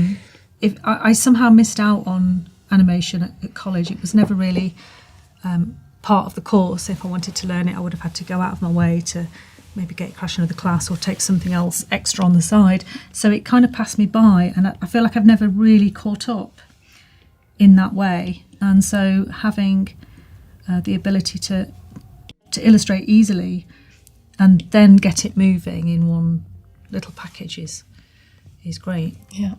And you can do frame by frame animation or path animation. Yes. And just having those two options in such a handy way is perfect.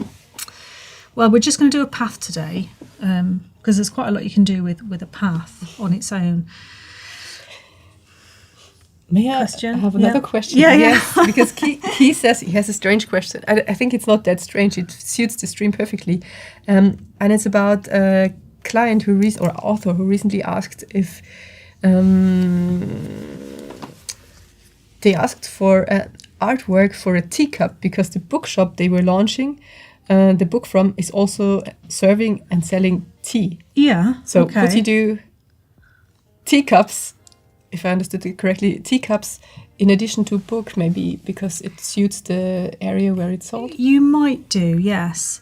A lot of the promotion that I do for these books happens because, well, Josh and I, the author, we're extremely keen on all of the extra little bits that make a book interesting and appealing, especially around the point of sale. This is a book for 8 to 12-year-olds after all, so it's technically a children's book. although everyone reads it.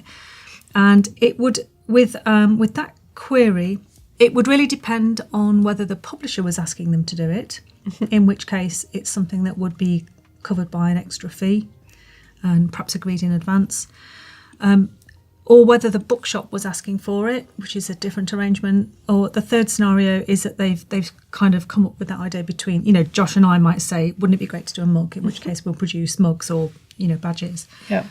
It's not unusual to be asked to do additional stuff, but you need to be keeping your eye on whether you're being paid for that, whether it's being covered, or whether you're happy to actually just generate that work for free, and more importantly, what they're going to do with it once they've got it. Yeah.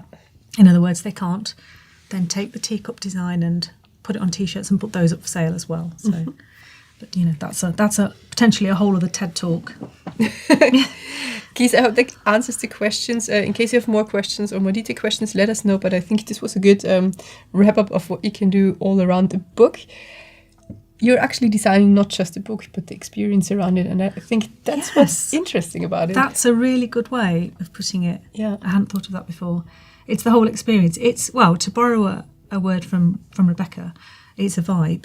You're trying to create a vibe around it.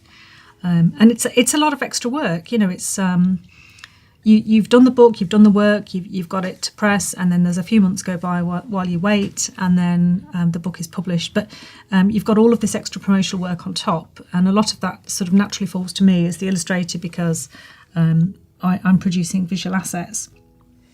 But it's fun, it's a lot of fun. But there are times when something like Adobe Express comes along and allows you've got maybe 15 minutes to put a post together. A post is due out and you can do it a lot more quickly. So on screen, we've got, if I turn this on and off, we've got our extra little creepy night thing here in his gap. Now, if I click the motion palette here, at the moment it's doing nothing. If I hit play all, nothing's happening at all. If I hit path, I can then decide where I want this guy to travel, because I want him to move around.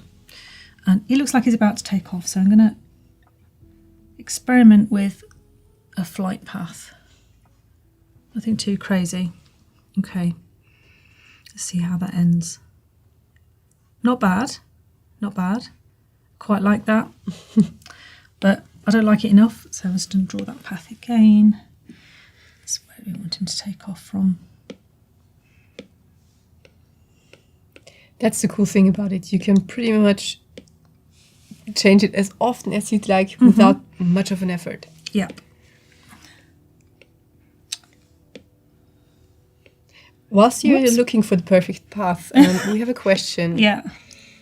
How do you feel about leveraging AI features to enhance design content and to even create more engaging experiences for viewers? That's not really my area. I'm chiefly an illustrator. I make the pictures. So AI is a whole other conversation, really. It's obviously well known that it can be, will be, and is currently a threat to illustrators like myself and other creatives. At the same time, I do use it for testing out compositions, trying to see what interesting light directions might look like, or sometimes if I'm asked to do something which is entirely fantastical, it doesn't exist and there's no reference, I can pull together lots of different resources and put them together to sort of try and picture how this thing that couldn't possibly exist will look, and then use that as a basis for thinking about sketches and composition. Other than that, at this point in time, it has no place in my work. Yeah. I mean, there are sort of contractual things that go with that as well. Of course, yeah. The vast majority of my clients want assurance that I'm not using it at this point in time. That will probably change, but right now I've had to sign a lot of contracts that say it's not going to be used in my work. So I think in general it's nice. Yeah, no. I think there are various opinions on it, and currently it's really a grey zone of what's the best approach? That's probably the Yeah. most it's the easy answer to a very difficult question. Yeah. But it's fun to play some sort of It's definitely fun ideation to play. ping pong Yes, with it. So, yes, it is. I yeah. mean, I don't think there's a right and wrong approach. Everyone will find their own, and you can only really find that through experimenting yourself and seeing if it fits into your workflow, and if so, where. I think everybody will have their own journey with AI, and we really have only just started with that as well. So what I'm doing here is I'm experimenting with where this bloke's flying, or this monster. And I turned on the align to path setting here, because on this right hand side, obviously, when you've got your path chosen and you click effects, you can change the way this moving part works quite extensively. So, for example, I can make him rather more ghost-like by changing his opacity. I can do things like create loads of him. Absolute monster chaos. Or I can just perhaps do a couple. Let's get one right first. I can also change the size so he can go really big and then go back to his small shape, which is quite satisfying. Probably the most useful thing here is to align to path, which means he's flying in a much more organic way. He's sort of changing direction. So I'll leave align to path on, and the other thing I can do is change the angle, so there's more sort of spinning involved in this journey. I think part of the trick with animation is not so much the technicals per se, but making something that looks natural. It's about movement, really.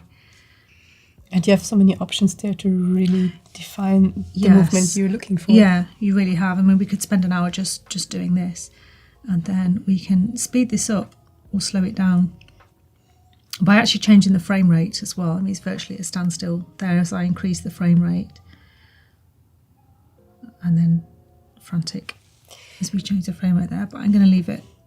Is animation a way for you to implement storytelling in illustration? Because we have a Yes. question here that's Yeah. very generic. It's not about animation, but it's more Okay. about how do you implement storytelling in illustration in general. But I think that's something you're doing here right now too with the animation, right? Yes, storytelling in illustration. I mean, illustration is storytelling. It's telling a story not using words, isn't it? It's there to communicate an idea, or a concept, or explain an idea, or show an idea, really. So I would say that illustration is storytelling in the traditional sense of the word. In illustration can be very decorative. It can be purely decorative, but the kind of illustration I'm interested in, that I've spent my life doing, is visual communication, communicating an idea. And so that I think it is storytelling. I agree, absolutely. Yeah, storytelling with space for interpretation. Yes, Yeah. absolutely. I think particularly to take an example, the American election that we're approaching at the moment, there's been a huge outpouring of some of the most tremendous illustration, because people want to communicate big ideas that transcend different languages, and illustration comes in then to communicate some strong ideas there. So that's illustration at its best, some of the recent Time covers and that kind of thing. Right, so he's flying, but I'm not totally sure I like how he's flying, so I'm going to keep fiddling with him. He doesn't look very natural. I'm trying to get his angle right. I definitely want him to rotate. I definitely want him to get bigger. There we go. I actually love the way it's moving, up there. There's like a whoop. Yes, yeah, kind of sliding around. Okay, well, we'll leave him doing that. So I'll close the effects. If I want to, I can always click on that path and delete that and start again with another one. But I think I'm okay with that. So there he is back in his slot. So at the moment, this has got a transparent background. And the next best thing is, do I want to colour their eyes in? Yes. I'm going to add an extra layer. And I'm going to just make sure they've got eyes. Can't leave them without eyes. So.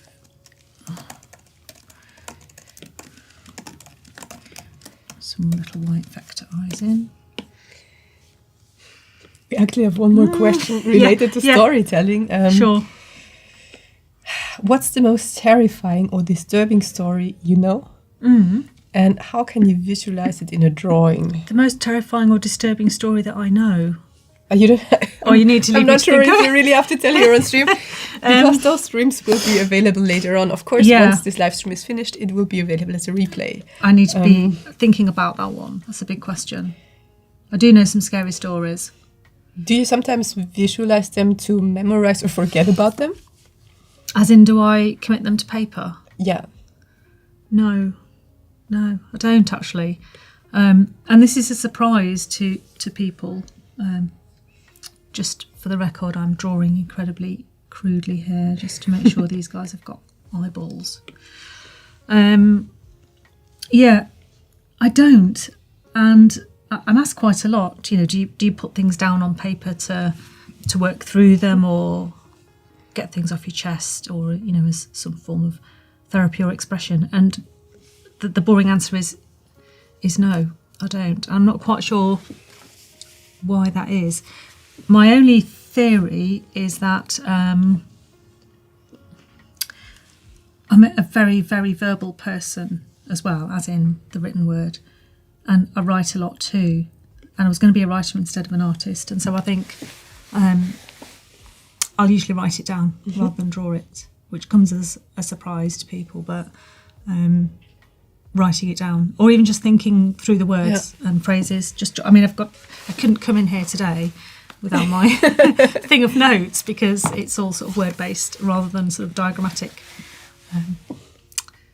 So no. It's interesting though, isn't it? Because people assume I draw all the time, just to sort of...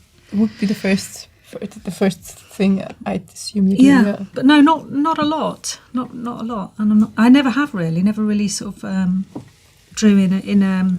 I draw for fun, and I draw just for the pleasure of drawing, but not really in a sort of personally expressive way. Occasionally, I have done some sort of very big personal projects that have been entirely based on personal work. But yeah, it's a really interesting question, that is. Yeah, thank you, Vicky, for that question. Yes, thanks, Vicky. Of course, it was, thumbs up. Sounds like it was very well answered. Keith mentions maybe a story that's very, very... the story for Keith that would describe the feeling... Oh my God, I completely lost what I was going to say. Okay, I will reboot my brain and start all over again, okay? So, we have a suggestion for a very terrifying story in the chat, which comes from Keith. So, hi Keith, thanks for the scary question. I'm into it. Okay, words are lined up again. And the story he likes the best is I Have No Mouth and I Must Scream by Harlan Ellison. Wow. Sounds terrifying. I need to look that one up. Yeah, I will save that one so we can look it up later.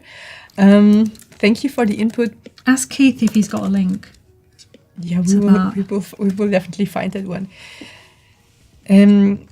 We also have your website in the chat, so in case you're on Behance or YouTube, scroll a bit up and you can find Sarah's website where you can buy badges, the book, and many other things in her store.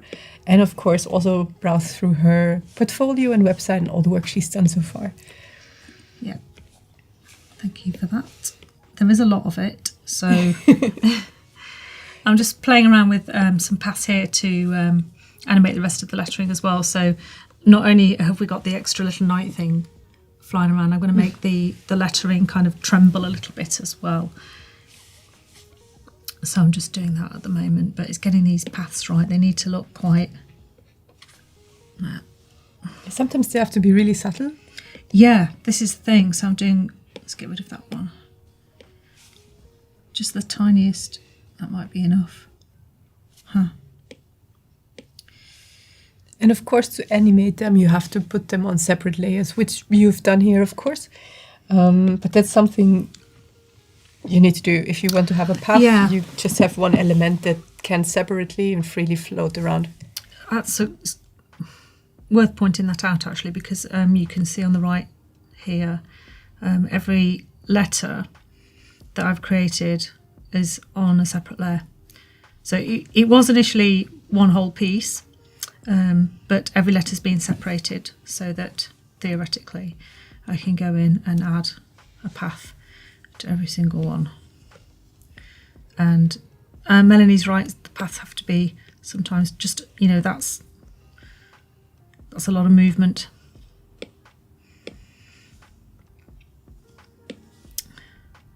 That's a tiny little bit of movement, but it might be enough. Yeah. Just enough. I see you drawing on the screen, and it's really, it's just really a few. tiny. It's like 2 or 3 mil, maybe. But we can make that tremble a bit faster if we want. I quite like that.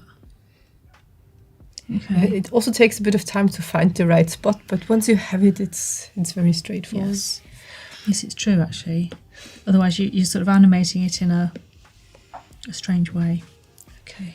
Hi to everyone who just joined in chat. We're streaming for quite a while already today. First we started with branding, now we're here at illustration looking at the animation tool in Fresco. Hi Oliver, good to see you. Trix here, Fergie already also joined us. Who's been here before? There are so many people, sorry, clicking around, switching between Behance and YouTube because we're streaming on both platforms here. Rita, nice to see you. Samara is there. Adeline is there. Oh, so nice to see all of you. It's getting packed, actually. Lovely. And lots of comments about your work. Oh.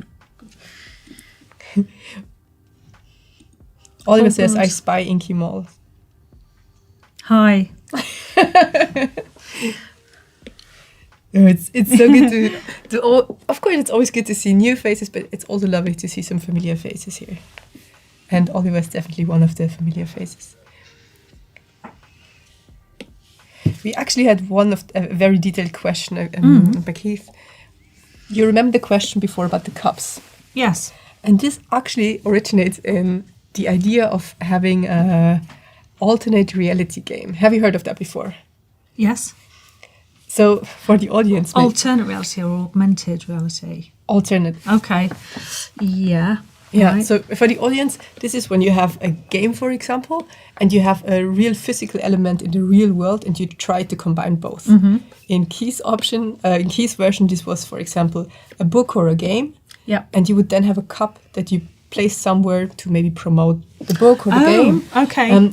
Or some physical element that even tells more about the story. So if this would be a story about Adobe and the streams here, and I place this somewhere in a shop, and you push the button, you get some extra information. This is actually a really cool hovering art director. He's nice. Yeah. So this would be to have the cup would be this combination of something that already exists plus the real world element that drags on the storytelling.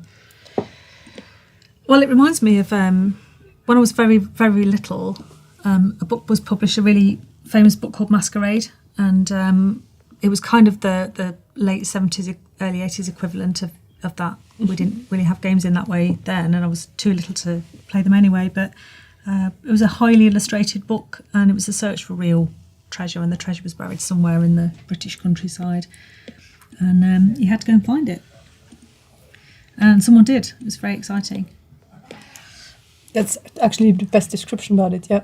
Yeah, it's like they got a jeweler to make a real piece, and there it was. So, okay.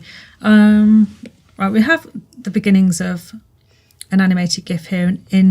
If I was making this for real, and taking it all the way to a finish, or for a client even, I would have all of these letters bouncing away, and probably put quite a bit more work into how this guy's flying.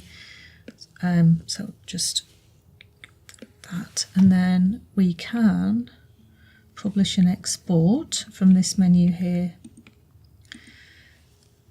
And if you click motion, I'm choosing GIF here because I want to be able to add it to things like Giphy and apply it over Instagram posts, for example, and do things with it. If I click also transparent background as well, that will give me just the bit in the middle and not the white background, which will be a pain to get rid of. And then we hit generate frames. And we should see, just test that. Well, it's generating a bit of feedback. And then says, they love your style. Rita also says nice. And Vicky says, it looks like a Tim toy. I mentioned that before. No one ever believes me, but this is absolutely Tim. Yeah. Who is it? Who is it really? I just know it as a hovering art director. Okay. But it's totally Tim, isn't it? Yeah, it's got the same word face. Looks a bit worried. I love it. Also the eyes. Yeah. The question is, who was there first? This one or Tim? Did Tim difficult question adapt, or did this thing exist after Tim was launched? Sorry, Tim. Got a phone in his back pocket and eyes that have stared at way too many screens. Yeah. So we've got it saved as a GIF now, and I can also should be able to save it as a layered file to come back to as well. So I can come back and edit it. And I'm making sure I save these to the main files on my desktop at home because of the amazing wonders of iCloud. I can put it straight into my file, once they see you file at home. There we go. Okay, so that's the joy of a little bit of animation.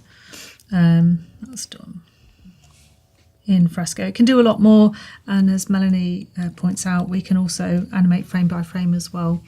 I'll probably save that for another time. And then I can then open Adobe Express. Now I'm using this a different way. Obviously I've got the iPad, and Fergie was using hers in the browser. And I noticed it's actually quite a different layout. I'm only used to using this as the app based on the iPad, so my home screen looks different.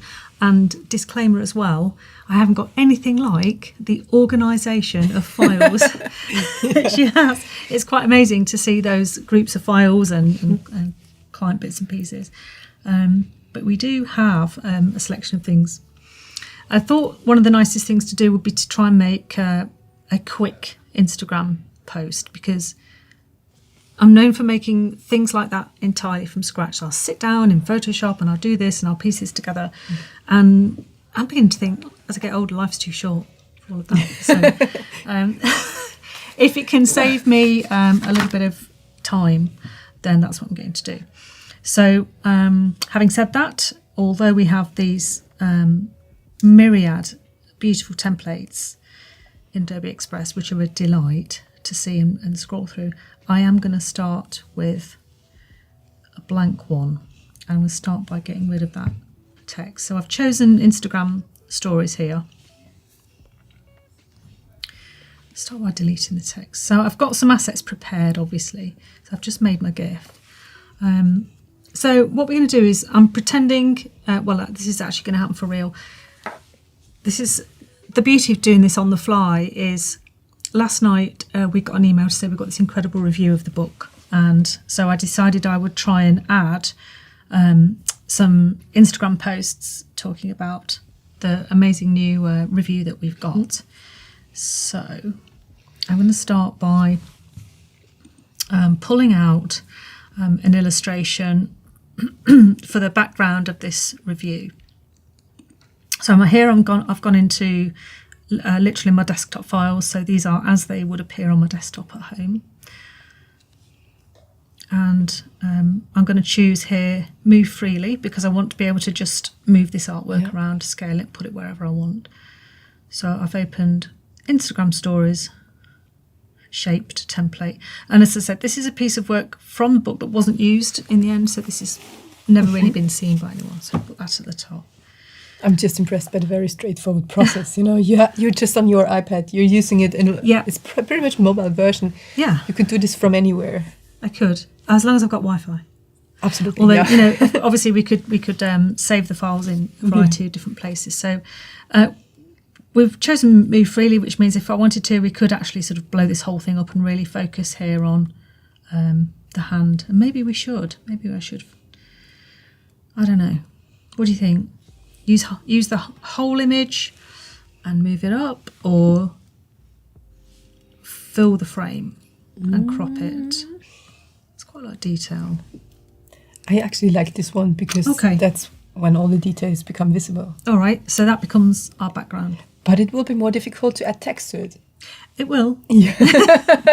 We'll see how that goes. Okay, so that's been added. So that's the first step, and obviously, ultimately, this is to advertise the book. So again, add photos straight into my files. All of the files I've prepared for today, and somewhere in here is a copy of the book. There we go. So this is a 3D mock-up of the book, which was actually made before the book was published, because you need to be able to start promoting the book before it exists as a real thing, because actually these arrived, I think, on the day it was published, which is quite unusual. We usually get these more in advance, but on the day. So if you're trying to promote this actual object, you have to, in this case, make a digital version to show people what it will look like. So this digital mock-up, 3D mock-up of the book, it's come complete with its white background, and I'm going to use this amazing remove background tool on that. Ta-da! So good. One click saves me rooting around in Photoshop and, you know, erasing out the white. I could make it a multiply image, of course, but then, hang on, but then if I go to blend, it sort of half disappears. We can do interesting ghostly things like that by choosing these 3 blend modes: normal, multiply, which basically sort of puts it on a transparent, sort of like a glass layer over the top, and screen, which is kind of appropriate for the subject matter, but we can't see it. You need to see the book here. It's the most We need to see important the item. book. Yeah. So the book's going to sit in the corner like that. Okay, done. And then obviously we need to make an announcement. I want to include some text from the great review that we've had. And for that, I need to go to the review itself, which is here. So this was published yesterday. There's the date, September the 11th. This review came in, and so 24 hours before my live stream. Scream was appropriate. Your live scream. I thought, not yet. You're doing great so far, and the chat loves your work, so no screaming needed. So yeah, I decided, no, I'm going to scrap what I was doing and completely do something else.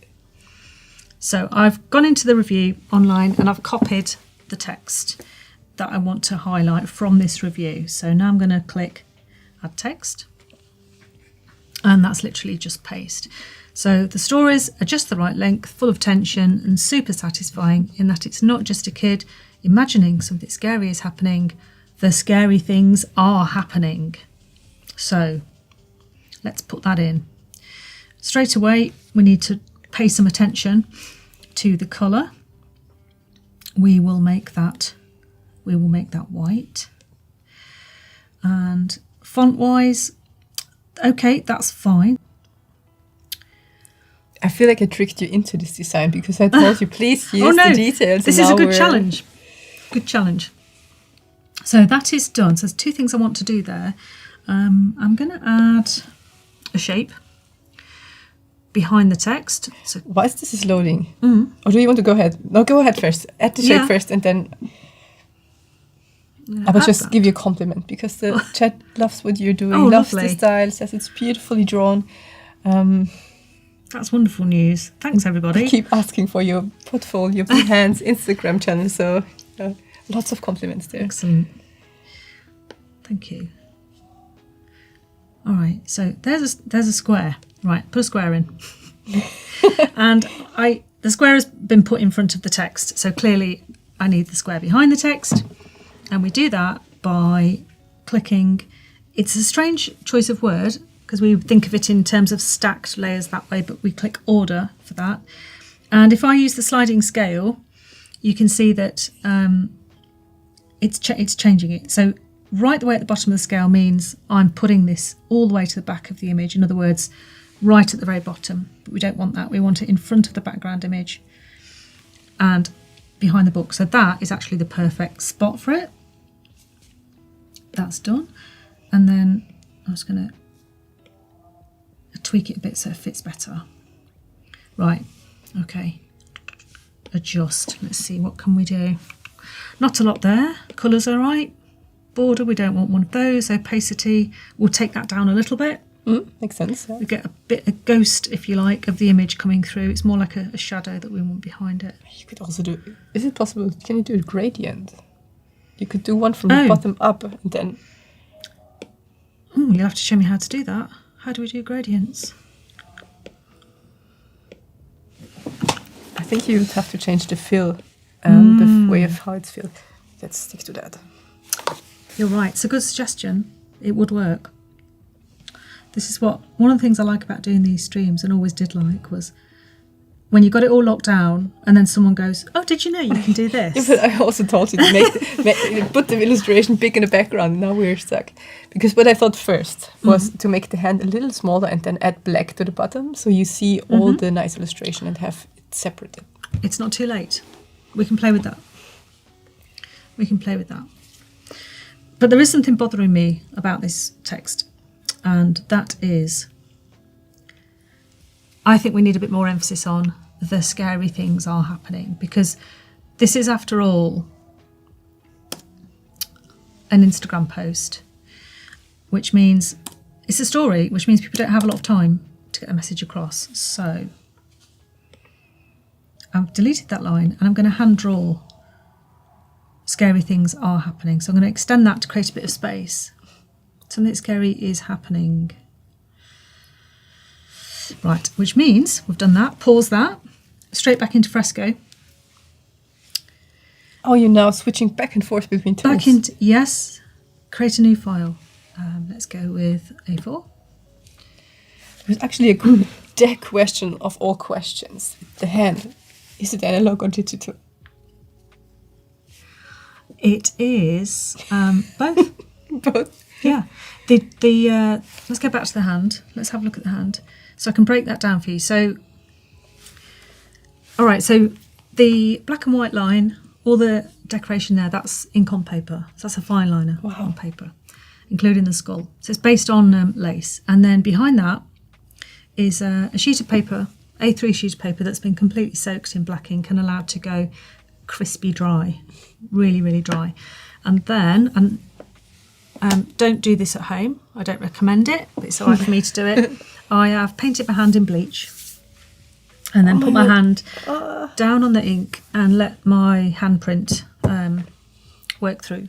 Okay, wow. So if you imagine it in layers, this is where the digital part comes in. On the top, you've got the line drawing, and underneath, you've got the bone dry ink with a bleached handprint, which I've then touched in with a brush to make sure it's a complete hand. And then behind that, you can probably see these sort of what are called orbs in the ghost hunting world. Yeah. And they're digital white spots that have been applied with a pressure sensitive digital brush and then turned into, I think, an opacity of about 70% and then an overlay layer. So they react differently with the background, which is why if I blow this up, you can see that where I've put these digital brush dots on, they're white, but you can see the ink coming through at the back. Yeah. And that's how that image was made. Whoa. So, back to Fresco. Very creative. I appreciate it. Okay. Well, no chemical burns, hopefully, no. No, do not try that at home.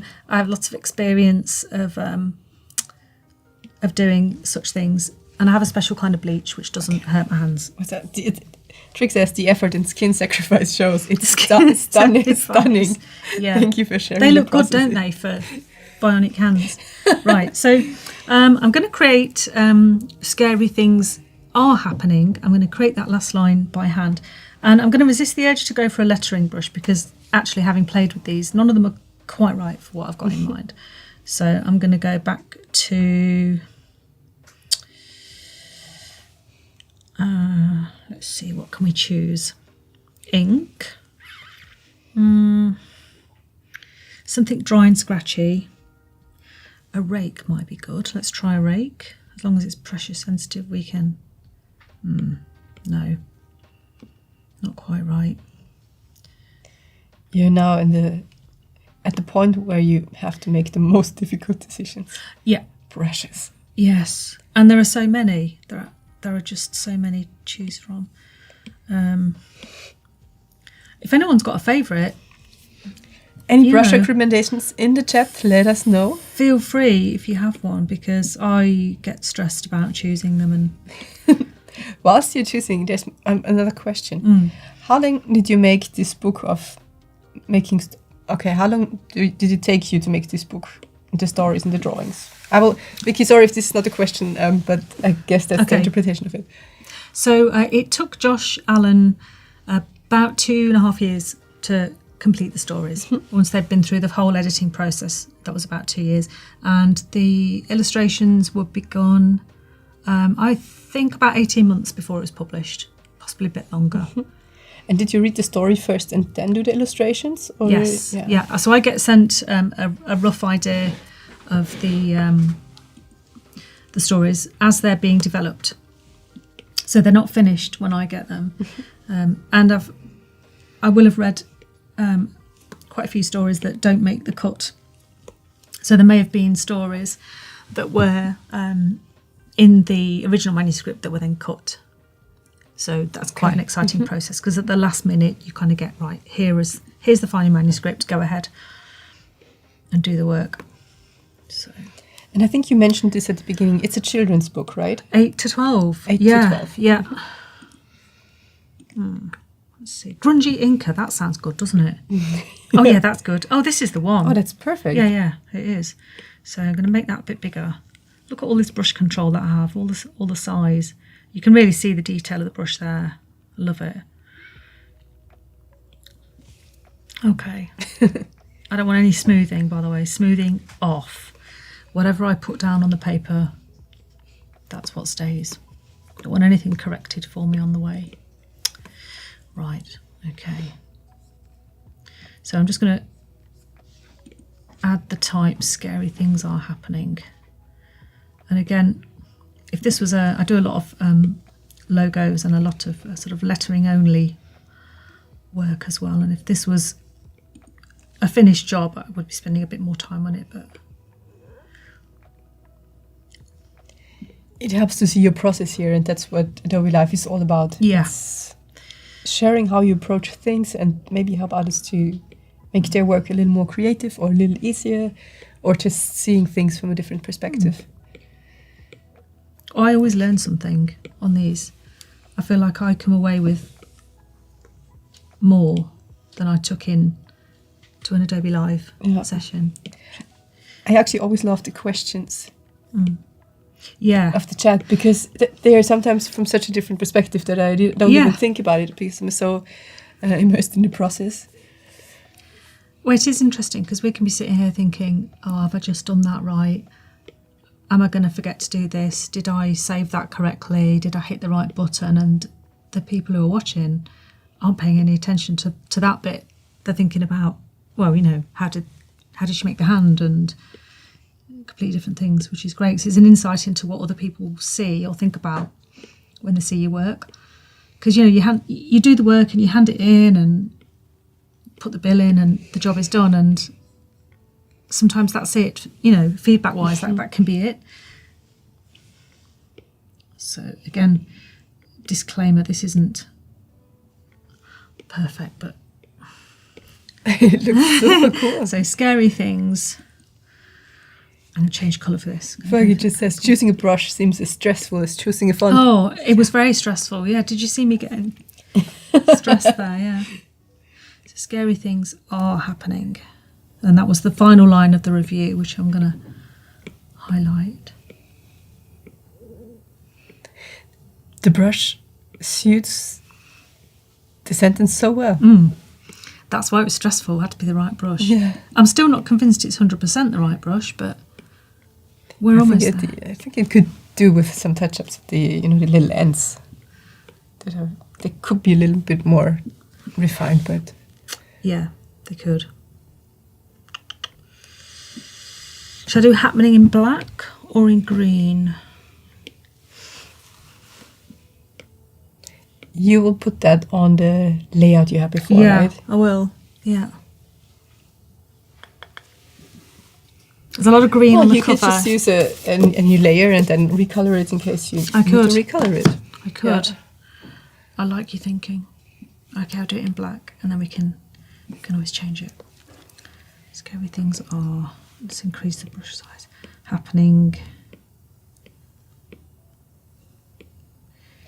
Would people get nightmares if they read the book? Or are the stories written in a not nightmare way? Well, interestingly, this particular review that came in last night, the one I'm sort of posting about right now, points out that this is not a book that gives you tidy, safe endings. The children in the book come to a sticky end. So the scary things do happen, and they're not, the punchline is not, and there was nobody there, or it was all a dream. In these stories, the things are happening. They're really happening. Okay. So if you are of a nervous disposition and you sleep with the light on, then possibly, yes, you might get some nightmares. Yeah. Yeah. If not, if you're into this sort of thing, if you lie there at night thinking, "Oh, what was that noise? I hope it's a ghost," then I think you'd love it. Scary things are happening. There we go. That'll do. I could work on that all day. I'm not going to. As long as it's nice and legible. Is it legible? It's absolutely legible. I love how easily you place the letters there. Lots of practice. Let me just rotate that P a little bit and enlarge it. There we go. Okay.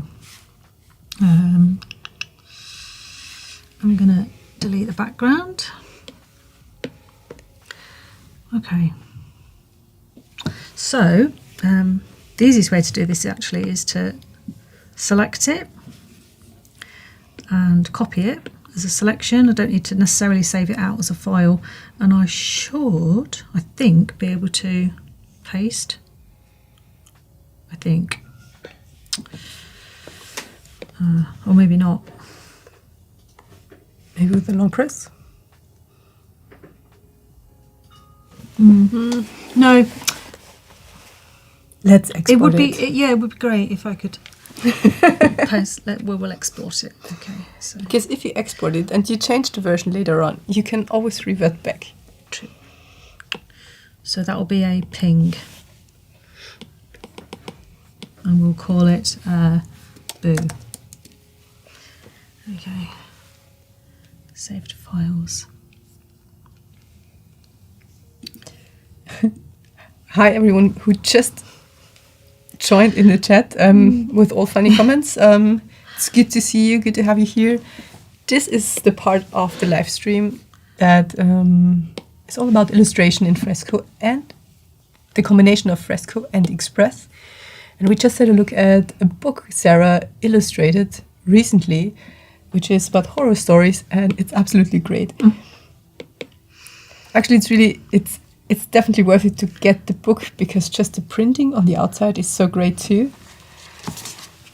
Modelling said book. There we go. And this cover glows in the dark as well. Oh, it does. So if we were to hold the light up, hold the book up to the light there, and then turn all of the lights off and pull the blinds, the book would glow. You would see it glowing away in the dark. So instantly we have a problem. The lettering has been created in black, and I've given us a black background. So, without thinking, that's what I've done. So what we can do now is, as suggested by Melanie, we can change this. Let's see. I think I can probably just do it by changing the brightness. No, that's that one. Okay, there we go. I think the easiest way would be to put a layer. Can you invert it maybe? I could try. That would be one option in blend modes. Otherwise, I think I would just place a layer on top of it and make a clipping mask. Okay. That's the...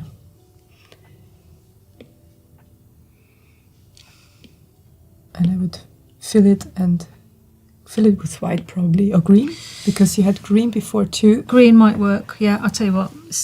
My file's becoming a bit of a mess. So It's so easy to create layers. That's Oh, how yeah. you get that's Well- how files get messy. little finger as well on the corner. Yeah. Okay. Did you actually know you can swap the interface? You can move this part with the tools to the other side. I didn't. Yeah. I've never tried it. Let's try it now. Is it here? Yeah. Then settings. I'm not sure if you really need it, but it's in app settings, and then you can. Oh, there it is. Yeah. Interesting. That's going to throw me if I do it in midstream. Yeah, but we I've never done that. Never done that. Okay. Quickest way to get this white. Okay, so add a layer on top, just a regular one. Fill it with the white color or green. We actually decided to go for green. Let's go for a really like sickly like zombie green, like that. Okay. Nice. Whatever you fancy, and then you could create a clipping mask, which is here, Here. the one above it. I never use clipping masks. Yeah, Look at that.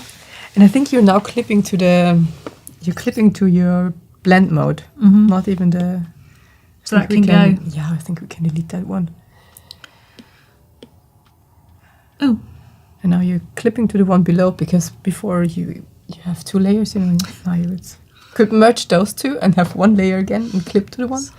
Or group them. select, multiple, merge. Can we merge? But watch yeah. out! Watch out! Oh, You almost. yeah, Okay. because I think you had the wrong layer selected there. All right. Well, I tell you what. What we're going to do is I'm just going to draw that back in for speed.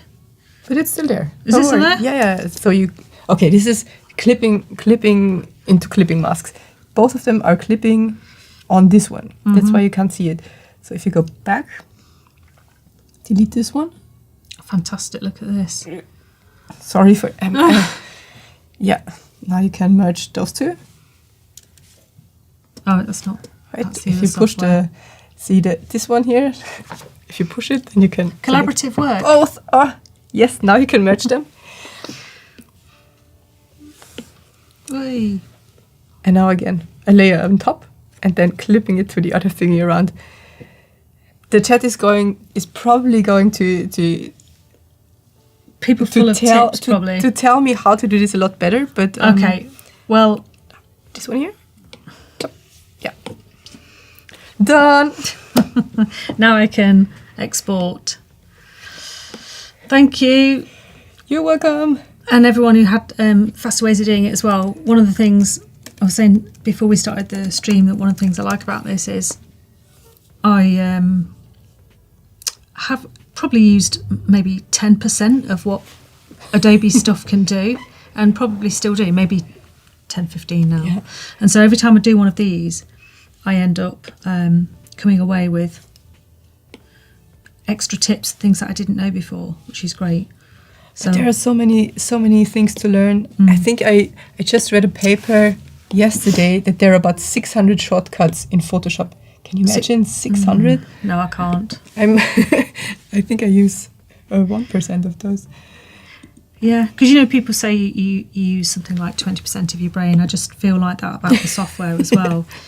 People will say really glib things like, "Oh, you've been using Photoshop since I don't know 1990 whatever, and you must know it inside out." And I'll go, "No, I truly don't. I truly do not know Photoshop inside out, because the same. If you never have cause to use certain things, you just never use them. And also, I think a bit like driving, you can develop habits that never really go away. Yeah.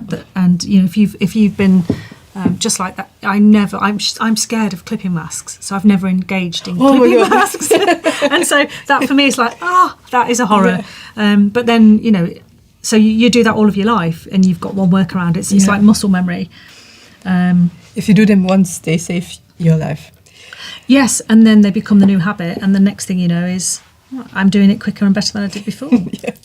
So I'm just going to credit the reviewer here, Amanda McGregor. McGregor, let's do that correctly. I'm just catching up in the chat. Thank you so much for all your comments there. And hi to everyone who just joined. Hi, Charlie. Hi, Nate. Sean is there now too. Lynn's there. It's so good to see all of you. It's really cool. And thank you for all the conversations that are going on whilst we are chatting here and learning new things. And this is all live. So in case you have questions, live. let us know. It's painfully live. Yeah. There we go. So the person who actually did the review is now credited. So that's important if we're going to share that review. So put her name down there and just extend that a bit. There we go. So that's an actual quote there. I think I'm okay with that. Do you actually remember which brush you used in Fresco? A minute ago. Yeah. Well, Because Dan is yes. asking. I can, but also it'll be in recent. So it was Grungy Inca. Look, yeah, that's one to remember. Grungy Inca, the one at the top there, look. I think it's one of the standard ones that comes with it. You have your biggest fan in the chat now. Charlie says hi. Hi, Charlie. Charlie, Emma, Oh. and Georgia. How cute. That's really nice. Thanks, chaps. Sorry I couldn't be at school today. Okay. Well, this will do for now. It's basically to give an idea of that was quite a laboured process, but the point is I've got a load of assets that I can just pull into a template, and what's really nice about it is I can share it immediately straight to Instagram.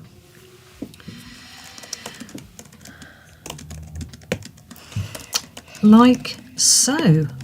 And I can actually post it right now. So instead of kind of swapping between apps and sort of painfully looking into a letterbox style screen on my phone and putting it together, I can actually do it. And all I'm going to do is tag the author. Let's find him. There he is.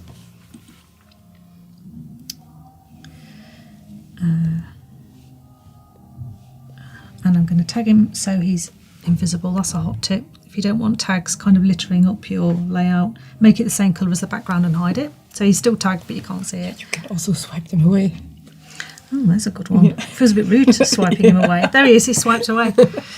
And I will also at publishers. Holiday House Books. It's There one we of go. the most important things to Swipe away. tag people. Yeah. And I should also tag my agents. All of these things need to be done. And finally, my literary agent too. There we go. So everyone's accounted for. And there we go. Very nice. That was Straight so quick. in. I mean, it wasn't that quick, really. Because Okay. I've chosen to do the hand lettering and all of that, which kind of adds to the thing, but a lot quicker than opening Photoshop, creating a file, blah, blah, blah, you know. But you're so fast with just the lettering. And it's a unique design that you just created. That's super cool. And I have I love to, it. can I tell you something? Because I love what you just created. But the Okay. lettering was so nice. I would have loved to see that just plain on a story. You know, black background, just the lettering in the middle, the little review below and the book, and that's it. Oh, we could do that. Yeah. Yeah, super minimalistic because you do such a great job, and it's, I don't know, it deserves more attention. I know what you're saying. It's a nice thing to say. I mean, it's great fun.